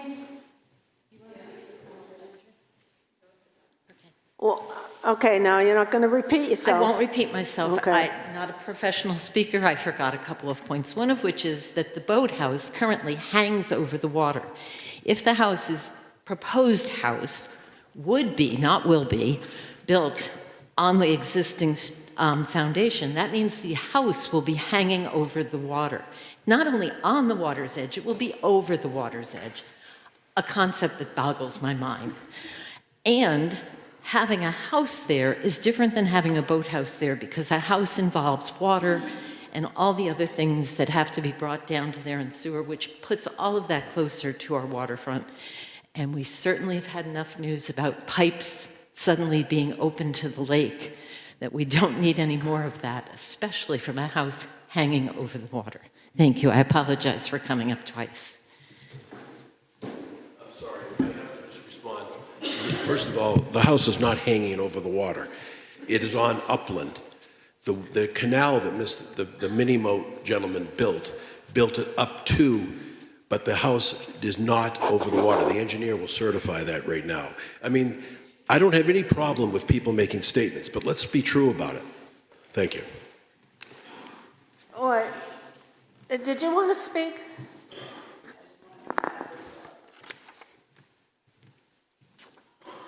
I'm Ginger Hankins. I'm on the Heritage Commission, but I'm speaking as a citizen of Wolfeboro. and I'm imploring the ZBA to please uphold our town code and the state RSAs. And please imagine if every accessory dwelling, boathouse, garage in Wolfeboro were converted to a 4-story primary residence. That's what I'd like you to consider, because that's what you're considering here. Thank you. Thank you. If you want to speak, anyone that wants last call? I'm Sandra Wentworth. I don't have anything profound to say. I agree with what the people before me, especially the first woman who spoke. I find it interesting. We heard all about the architect and how great he is at historic renovation, but he can't renovate a 100-year-old house and it's falling apart. That was a little contradictory. I do feel we were threatened a little bit. Well, if I can't do this, I can build something really ugly there. Those are the only bad points, but it really affects our town by taking down Dr. Bovard's house. The house proposed, well, they picked something that he thought looked like Wolfeboro, a certain period, well, maybe a period, but it was my cousin who built the town. So if he went and looked through the history and the Governor Wentworth Mansion and stuff, all of the houses originally were built around the 1700s, not in the 1930s. This house reminds me of the old dime store building, the Durgan block. It'd be nice, but it doesn't fit his needs. My thought is there's plenty of houses on the water. He could buy any one of them. He could tear them down and build something that's not right in the town's face.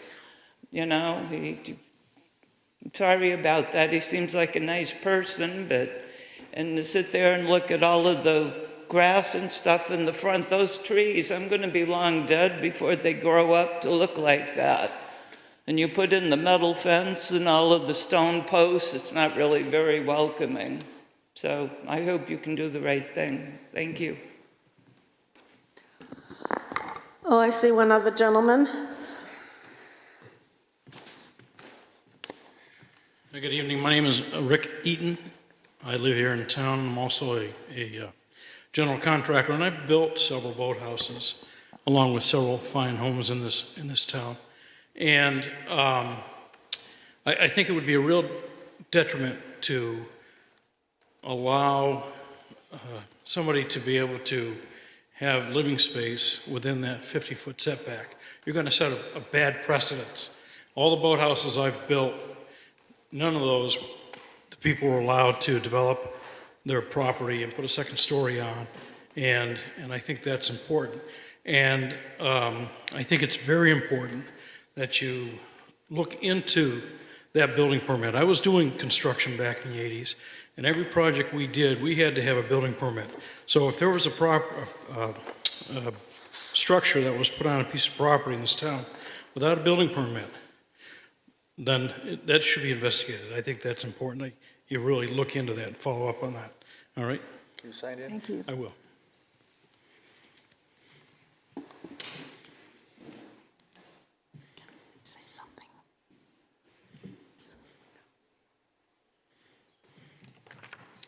Thank you, folks. Okay, is there any rebuttal to this public comment? Yes. First, I'd like to thank everyone for their input. To start, the structure is not a boathouse. By standard definition of a boathouse, you park a boat in there, it has water in there. Permitted many of boathouses. It's not a boathouse. It's a building that was made to work on and to maintain a very unique boat which was lifted out of the water and conveyed horizontally onto mainland and worked on out of the water. So the structure being near the water and I guess called the boathouse for so long has given it this name. But I do repeat, it's not a boathouse by any stretch of the definition. And also, as your neighbor in town, and John is your neighbor as well, It's not a threat, it's simply reality that we're going through. So I'm simply informing you of what the rules would be that other people could do with this lot. If John decides that it's no longer in his interest to develop this lot, and then someone else comes in, here's what could be done. So by no means is it a threat.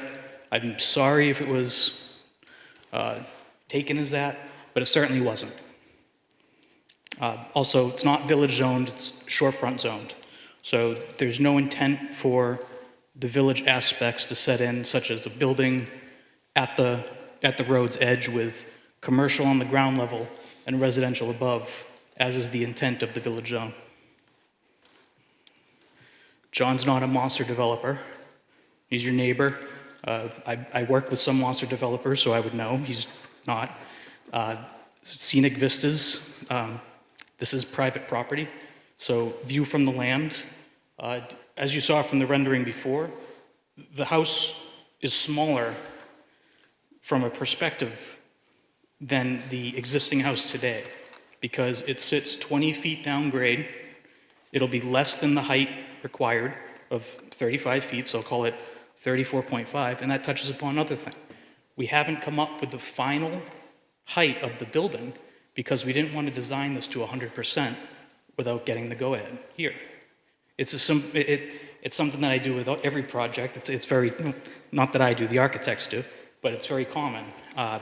There's things that come into place in the final hour with roofs and the way that they connect that you don't want that part of the public record us saying it's 34.5 and we're 100% guaranteed. Well, what if it becomes 35.6 or 34.6? So that's the intent there. We have full intent of staying below the height regulation. If it is above the height regulation, you'll see us again and we'll probably be demoing the house. So worry not. Also, the 18 points were previously read into the record, which that meeting, that recording is online. It's been online for the past 2 months. I'm happy to go through the 18 points again. For the sake of everyone's time, I was hoping to expedite that, but if we found that it benefited the application and the process tonight, happy to do it. The building itself today has an occupancy permit. So any permitting that may or may not have been done for the workshop in the past, well, it has an occupancy permit today, and that's what matters. So we build upon that permit today, and any work today is permitted accordingly. I'm a developer's worst nightmare because I make them do all the permitting, so sorry. No one's reached out to me regarding that, and if anyone had any questions or anything, I'm happy to continue answering. I work right down the street, I live right down the street, happy to talk to anyone. And just adding to that, on the permit, I went to town hall and I actually got the drawings of the workshop, boathouse, garage, whatever you want to call it, and I used that to do the structural examination with my structural engineer. I got the whole file out of your town hall. So I don't know where that's coming from, but everything was documented, and it was done professionally and by a civil engineer, a structural engineer back in the 80s, and that's what I used to further my designs. So for the board's benefit, I just want you to know that. Okay, it's time for board questions now. I've let the public speak. The board is now its turn to ask questions before we close the public hearing. Now? Yes. I don't have a question. I just want to make a statement. I don't think we have any purview over whether or not he tears that house down, correct? He's got to tear down. He's already. He has a permit. He already So has a permit. let's take that off the table. That's not. All right. He's got a permit. It's right here. Okay. I just want to. All the conversation about not tearing it down. It's his house. Okay. It's for the record. He has a permit to tear it down. Any other questions, Jody? I got a question. Can you maybe just get in briefly on what you were saying about using salvage parts? Yes. So what I do is salvage parts from old houses that are torn down. He wants to incorporate that into this project. So the front doors, the corbels, a lot of the window moldings that would be used over the windows with the pediments, things of that nature. It's going to be a slate roof on this. It's a mansard roof. I don't know if you're familiar with that style. But doors, corbels, window eyebrows, things of that nature. So I mean, it's, you know, it's hard to say what percentage is, but I mean, it's probably what, 90% new? Well, it is new, but you're going to see the foundation, for instance. When you look at what's there now, the house that's there now is vinyl sided, it has plastic windows, it's got Home Depot, everything. The building in back has vinyl siding, has this 5-pitch roof, has, nothing period at all about any of it. On this reconstruction / new home, what we're going to do is all the exposed concrete is going to have veneered stone. So it's going to look and appear that the foundation is stone. You won't see any poured concrete. You're going to see a verbatim. When I'm done with it, you will not be able to tell that most of it is new. But it is a new home. But it's being built to today's energy codes. It's being built with the proper windows. For instance, I use the historical line out of Anderson, which is a very premium line. The products that are used and the whole way it's going to be built is done with today's. Basically, you have the conveniences of today and the layout today that works with the exterior of yesterday. That's really the concept. All right, I got one more quick question for you on impervious. I mean, obviously, the rest of the property all the way down to the lake is going to be, obviously has to be reworked for slowing water down and doing everything. Like right now, I just picture in my head when it's pouring out on that house up there and everything, it just goes right to the driveway. It's going right down to the lake. So now... Yeah, there's not going to be any excavation of any kind near the lake. No excavation. No, I just mean... It's all grass, and the way they built that ramp, if you're familiar with the property, and I'd be happy to walk it with anybody. I think a few of the folks, we went out there months ago now. That driveway is that grassed, the grass slope there is extremely rugged, and it's got some stone mixed in with it and the grass, so it's a structural thing. There's no washouts there. We would still put up silt fence and other mitigating things to make sure nothing happened there. But that project, that house will be built almost entirely on the upside, on the Main Street side, working towards, because the existing foundation that's there, there's a structural slab in there. So the way that building was built, you had first of all, it's not 3 stories. It's 4 stories. It's 3, and you have the walkout basement there. We'll call it. There's 3 sides of that foundation are subterranean. In other words, they're below grade. Then there's a structural slab in there with structural steel. I mean, it's like built like a parking garage. I mean, it's like you'd see in the Boston, really.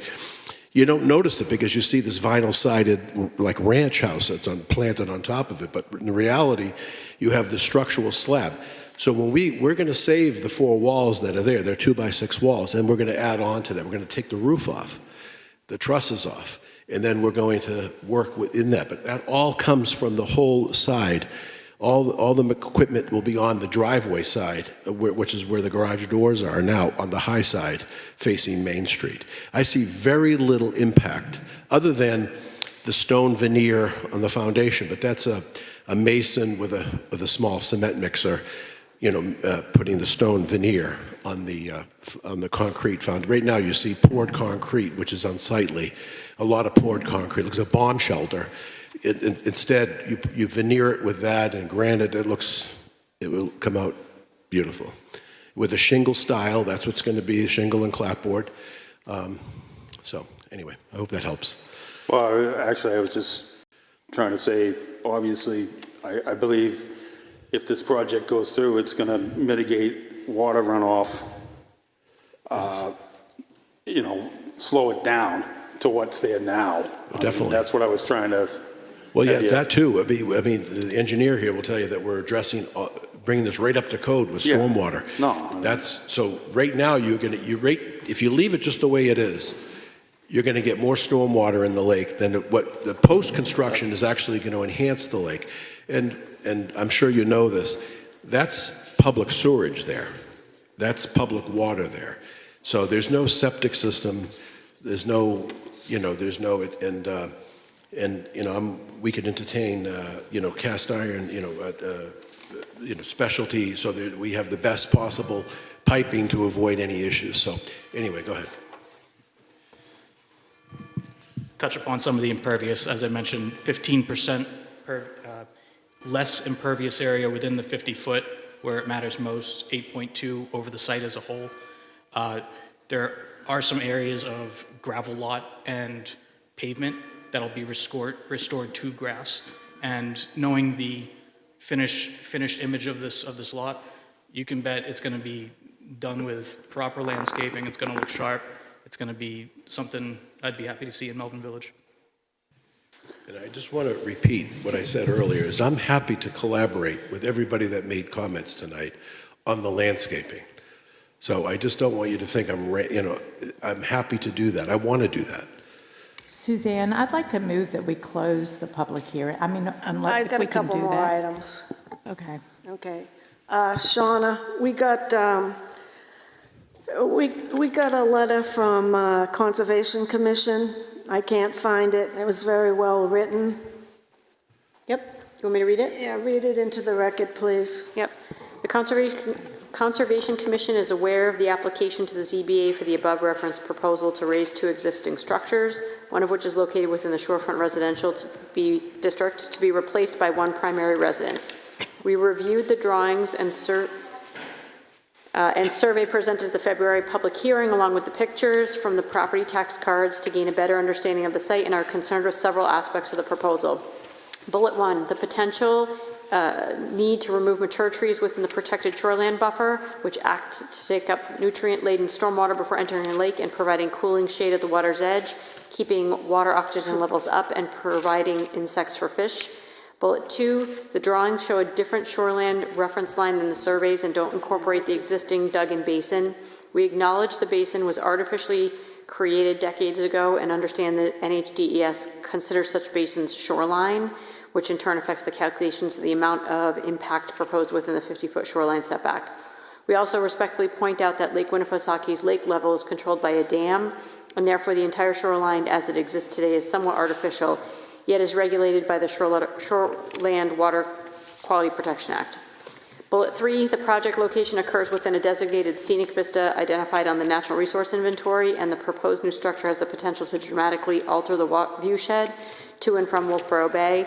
And the last bullet, especially troubling is the potential precedent it sets for allowing the change of use from boat storage facility to residential within the protected 50-foot shoreland. Thank you, Lenore Clark, Chair.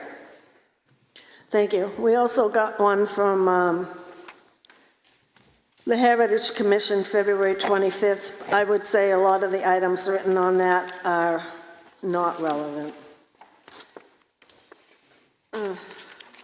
Would I be able to respond to the conservation letter? What, you want one from, I can give you one from the Heritage Commission. I had an extra one. No, I could just respond to some of the points. Oh. Uh, Make it brief. Yep. Currently on the site, the trees along the waterfront are not in good shape.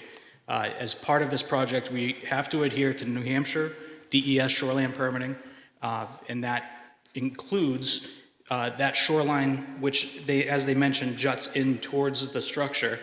We account for that. Hence, you see our buffer bumps in, and that makes us have to look at all that area within the 250 foot inclusive of that area. So we took the conservative approach and said, this is technically waterfront, even though it's man-made. Lastly, ZBA, no precedences, right? So, and lastly, this is not a boathouse. Okay. Definition, yep. All right. I'm going to oh, go ahead, Chuck. Can I just ask one quick question? And I think I heard you say there was an occupancy permit for the For the house garage? as it is today. The house, not the boathouse / garage. That's not, There's no exception to the occupancy permit, as I understand that you can't use the workshop as it is today. So just because a structure wasn't permitted long ago, such as a boathouse from X amount of years ago, it doesn't stop us from doing something such as proposing a new boathouse in its place. That's in an Right. application where we're doing a boathouse, which would require, DES permitting accordingly.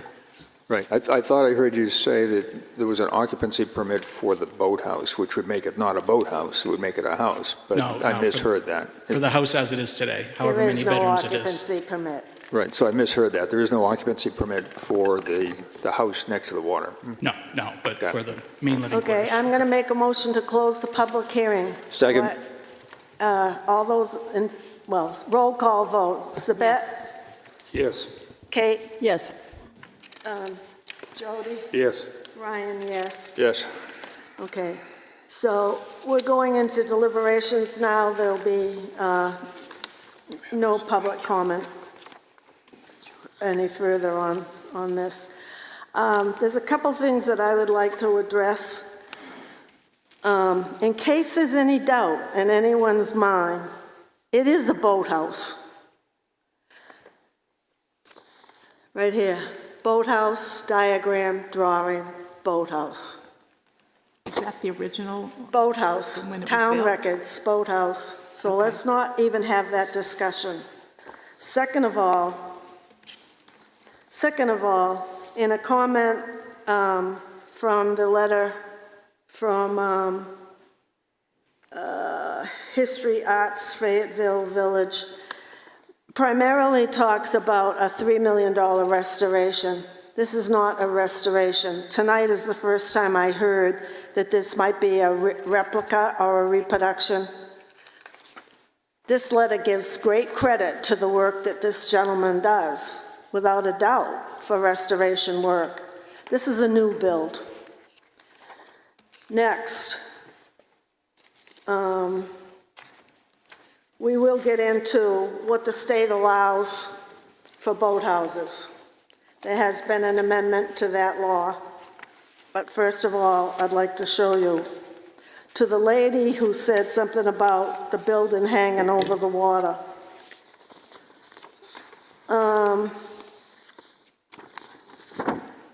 You're gonna have to share these pictures.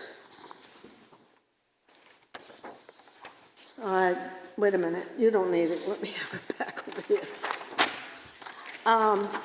This was taken in the 70s, 80s, and when I said he gave us a superimposed over his, what do you call those things? What do you call it? Renderings, but not to scale. So I'm going to use a not to scale too. If he can use it, I can use it. And what we have here is people in the back of that building. You asked about the view from the water. Yeah. All right? So here is the boathouse over, from a distance, over the roof of the house up on Main Street. Let's just say a person is 5 feet tall. That's short to me, but take 1, 2, 3. That puts it at about 15 feet at the back level of where that's dug out. Just an estimate, but visually, there's no doubt about when you put the house that he's proposing for 2 to 3 stories, that's going to tower off the back of that site from the water. And boating into that bay is the most beautiful thing you want to lay your eyes on. And what will dominate that view will be the building on top of this boathouse. Another drawing, a picture that I have that Chuck's got is, if if I can find it quickly. Suzanne, it's funny, in the picture you gave us, there is a sign that says Boathouse Tour. It's a boathouse. Yeah. It's been a boathouse. It doesn't meet the legal definition for a boathouse. I looked it up. Legal definition for a boathouse is gotta have water going in it or under it. That's a legal definition of a boathouse. So Well, it doesn't matter what it says. how legal it is, it Well, I'm remains just to telling be you seen, what but a legal definition is. there's- That's all. I'm not trying to fight with you. I'm just No. telling you what a legal definition of a boathouse is. well, I'm getting to that. Okay. Okay, so here was the drawing that they submitted for the boathouse. Here is something that was submitted with it. I don't quite know why, but it's water everywhere Underneath it? No. underneath. Wait, Probably, Wait, huh? are you talking about our current applicant submitted, or are you talking about back in the 70s? This is town records that I'm Okay, giving you. sorry. Thank you. I think the most important key factor is, well, our ordinance. Our ordinance, I'm gonna get back to it. Where is it? Boathouses. Shorefront residential. I want the purpose. Purpose. The purpose of the district is to maintain the integrity of the existing shorefront residential district and protect the shorefront from overdevelopment. Further, the town recognizes the importance of implementing water quality protection standards in order to protect the shoreline within the town of Wolfeboro. Since they're our most valuable and fragile natural resources to protect the shorelands, is essential to maintaining the integrity and the exceptional quality of the water. And then it goes over to section 175-65, permitted uses. And they're talking about a change of use. A change of use from a boathouse to a primary residence. 175-65 permitted uses. One single detached dwelling and an accessory structure, which this is.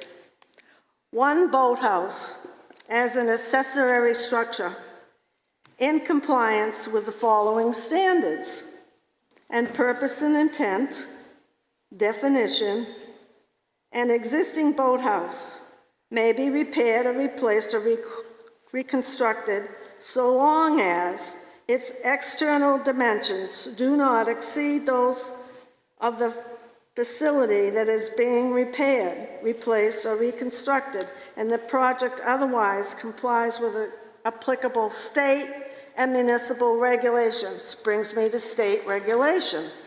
State regulation. Does the state of New Hampshire allow residents to be built over a boathouse? No.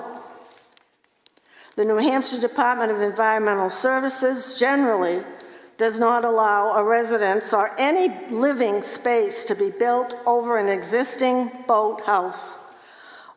While recent rule changes, and I'll get to that, now allow certain boathouses to be built over public waters, they are subject to strict design use limitations.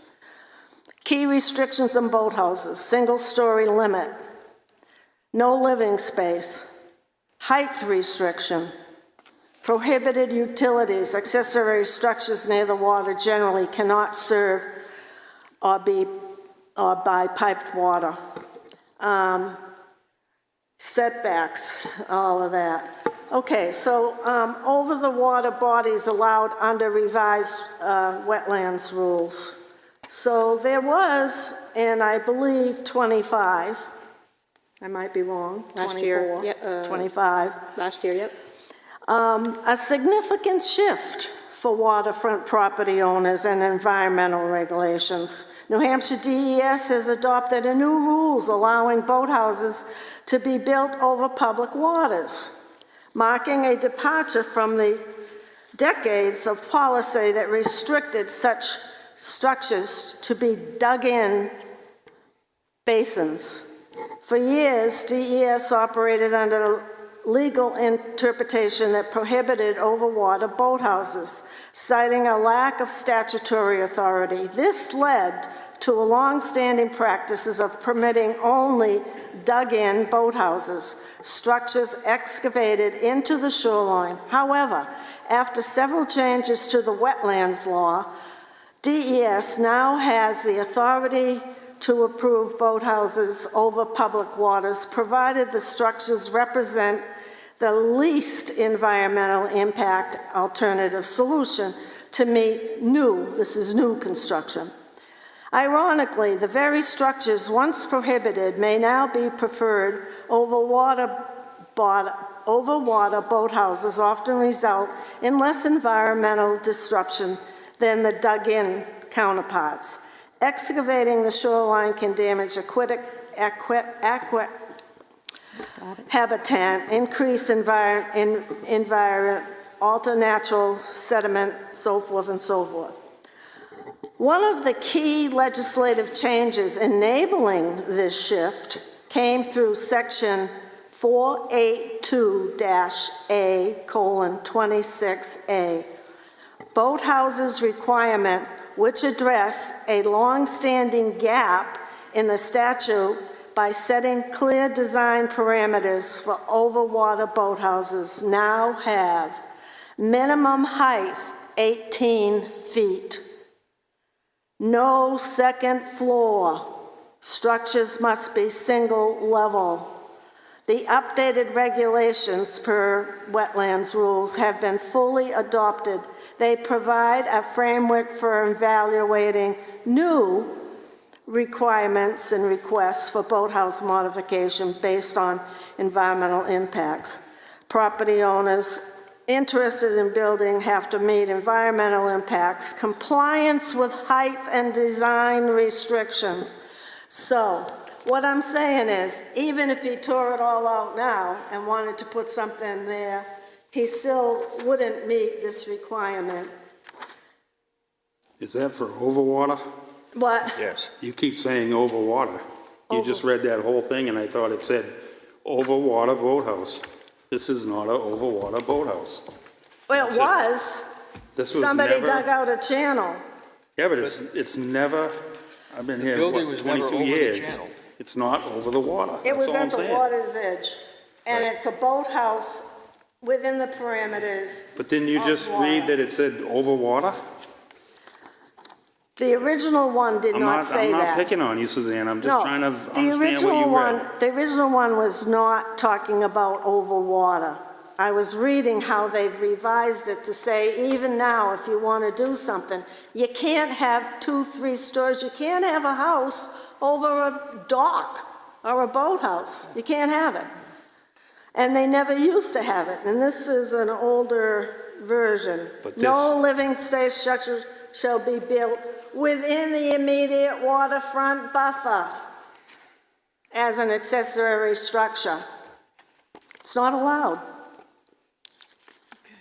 So anyway, I know, I'm tired too. Let's go to the 5 variance criteria. Any more questions, Chuck? Well, I guess it boils down to whether it's a boathouse or not a boathouse, and that's the question in my mind. If it is It's a boathouse. considered a boathouse, then I don't think he can do what he wants to do. But if it's not a boathouse, It's a boathouse. But it's not, Well, doesn't you know meet the what? legal definition of a boathouse. it's not built over water. You know what's funny? No. Or it says, Jeffrey, would you like to weigh in? Waterfront, immediate waterfront buffer. Right here. No living No space. living right? space over immediate waterfront buffer. No accessory structure. Cannot be used for a dwelling or living space. What's a waterfront? And it is a buffer? boathouse. What do you mean by waterfront buffer? 50 feet. The 50 feet? The 50 feet, yeah. This is an occupancy permit. But there's more than one. This isn't For- just the boathouse. This is a That's sunroom. That's for the sunroom, a 14 by 24 for the No, deck. this is like 15 years of different kind of Okay. building permits. So, Shauna, here, Jeffrey. right here, boathouse, Yeah, no, it's, 1987. Yep.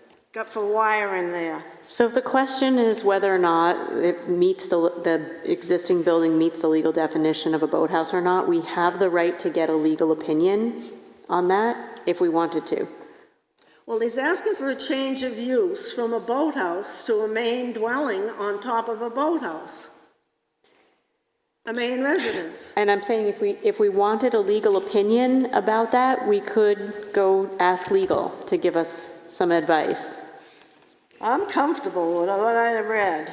Yeah, I think I'm comfortable with it too. I mean, I think even if it doesn't technically meet, the water is underneath it, I think for all intents and purposes, it was built and used as a boathouse, as an accessory dwelling where a boat was stored.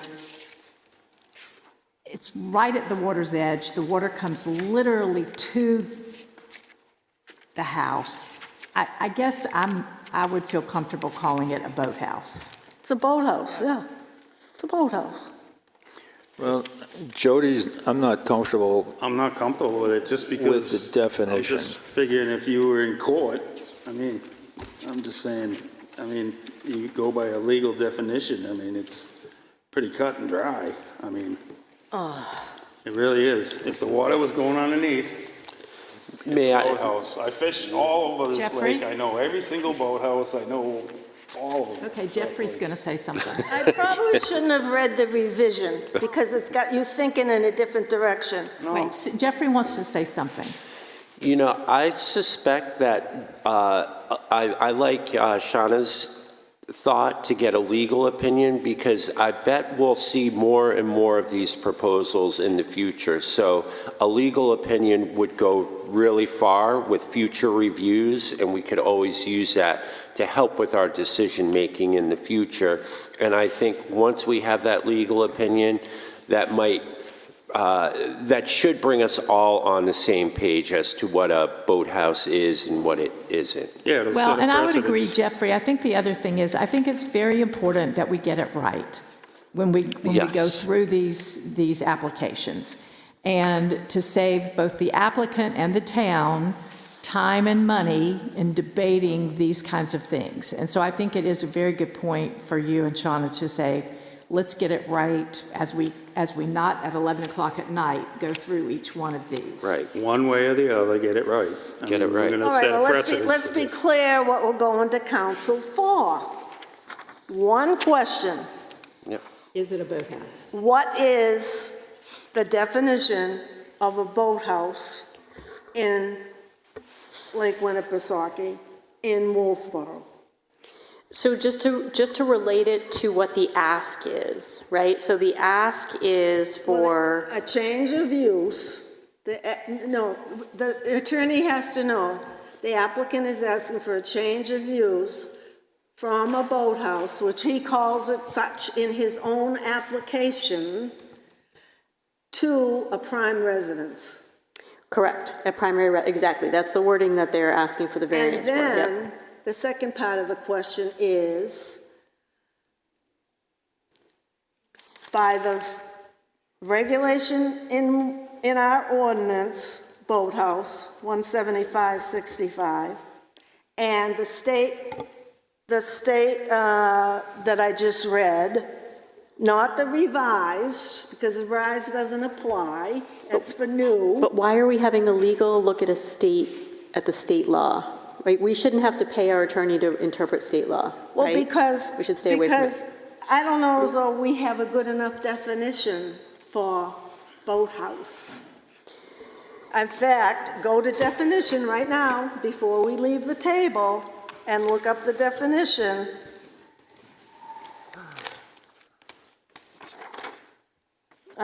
We got boathouse. A waterfront building used solely as a docking facility which has a permanent pitched roof with or without sides covering the boat slip or slips.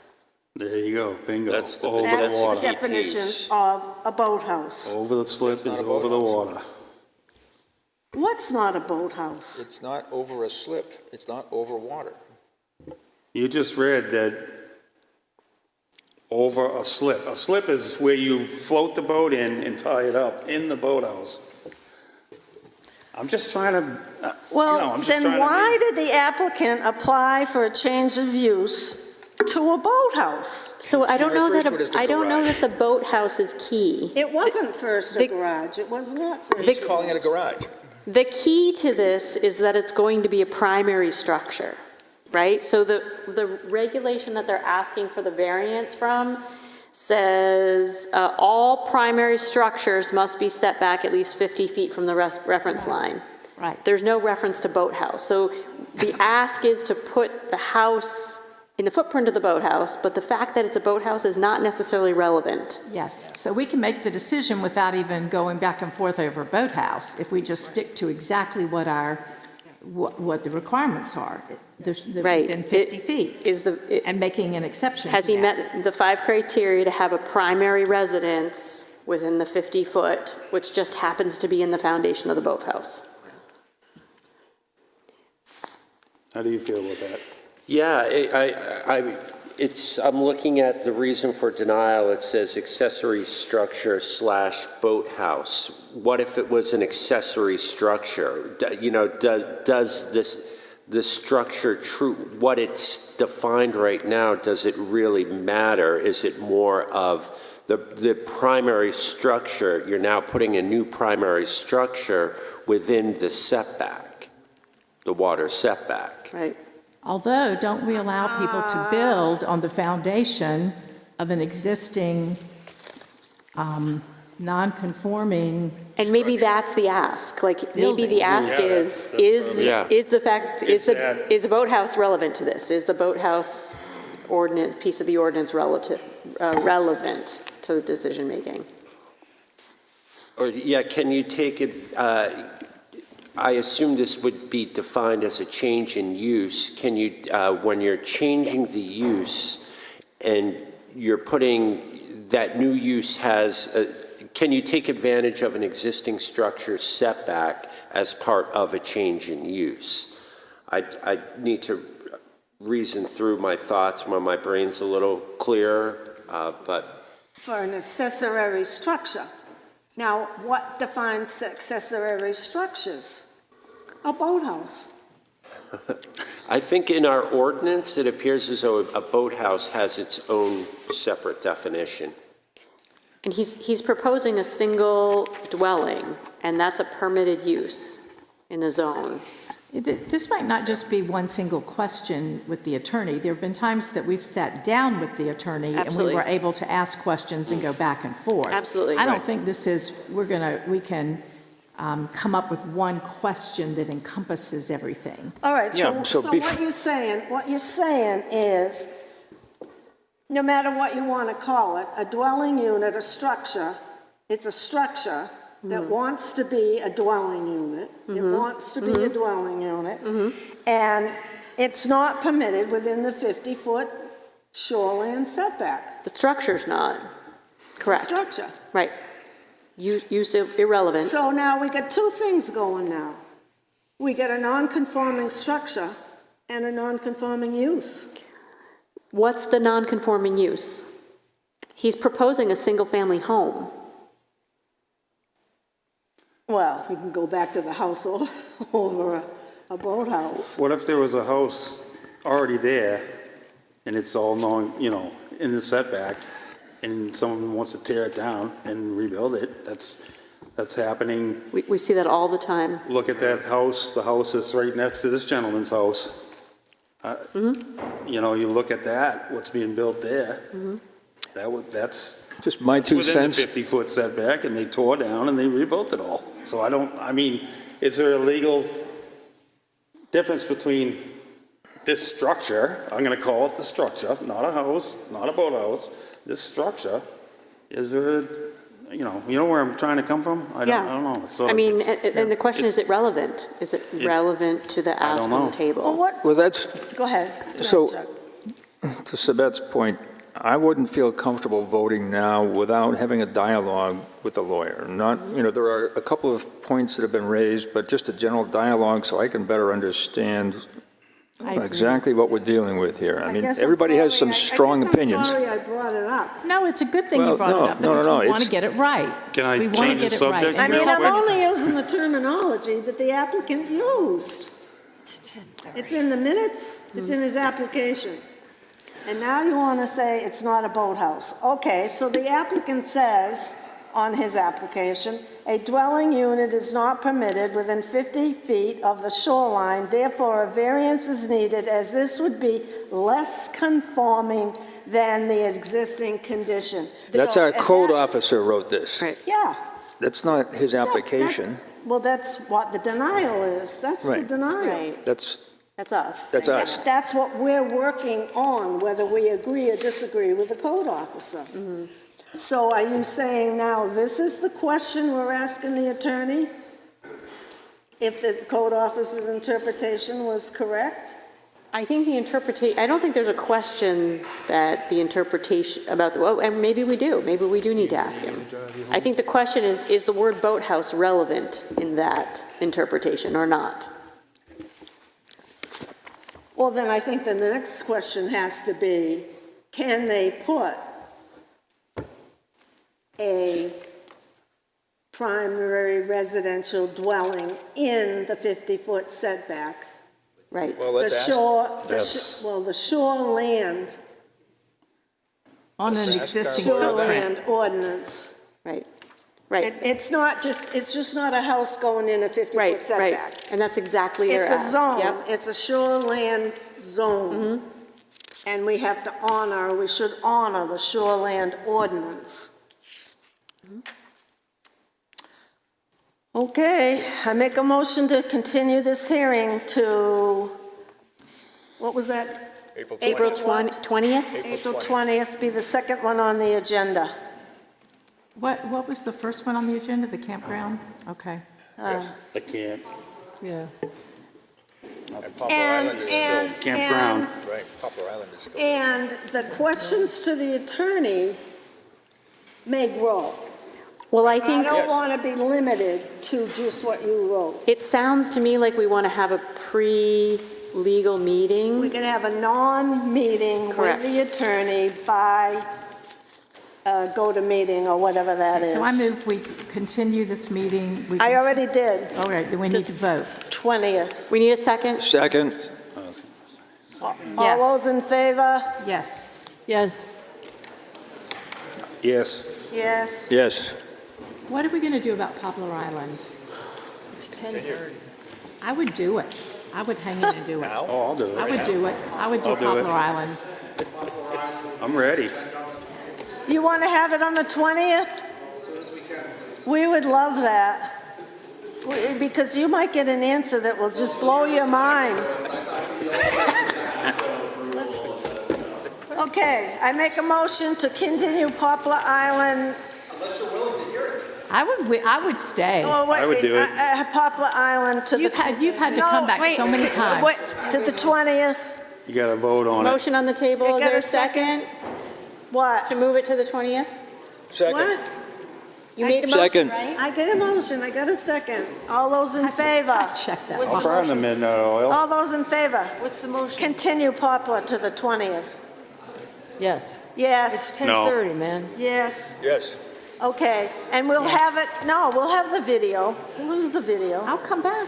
Oh, coming back. Let's make 'em Okay. first. Thank you. I'm not even doing supposed to other be doing? business. Hey, folks, I motion to adjourn. Yes. Election of officers. Oh, Second. shoot, election of officers. Okay, I move. Okay, Chuck, would you like to make a motion about election of officers? Chuck wants to make a motion. We might have to help each other down. No, don't leave yet. So, listen, Hey, everybody, all right, Chuck's gonna have a make- sit hold down. on. Sit down. Kate, We're not done yet. We're not done. 1 minute, 1 minute. 1 minute.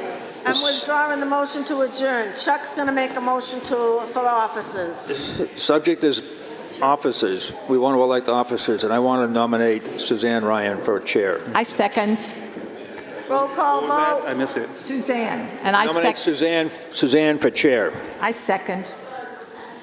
Suzanne, do you vote for yourself? Who's co-chair? Then we did it. We're going to get to that. Okay. Kate said yes. Okay, I'm a yes. I'll say yes. Okay, good. Yes. All right, and then for vice chairman and clerk, Chuck, I make a motion for Chuck. no, you can't do it? Okay, for vice chairman, What can I be? She could be the clerk. Just kidding. you want to be clerk? No, God, no. For vice chairman, First, I have to be on the board. I nominate Chuck. Oh, I can't. I have no idea what's going on. Do I get a second? Thank you. All those in favor, who seconded it? I did. All those in favor? For Chuck? Aye. I can get it from the recording. Motion to adjourn.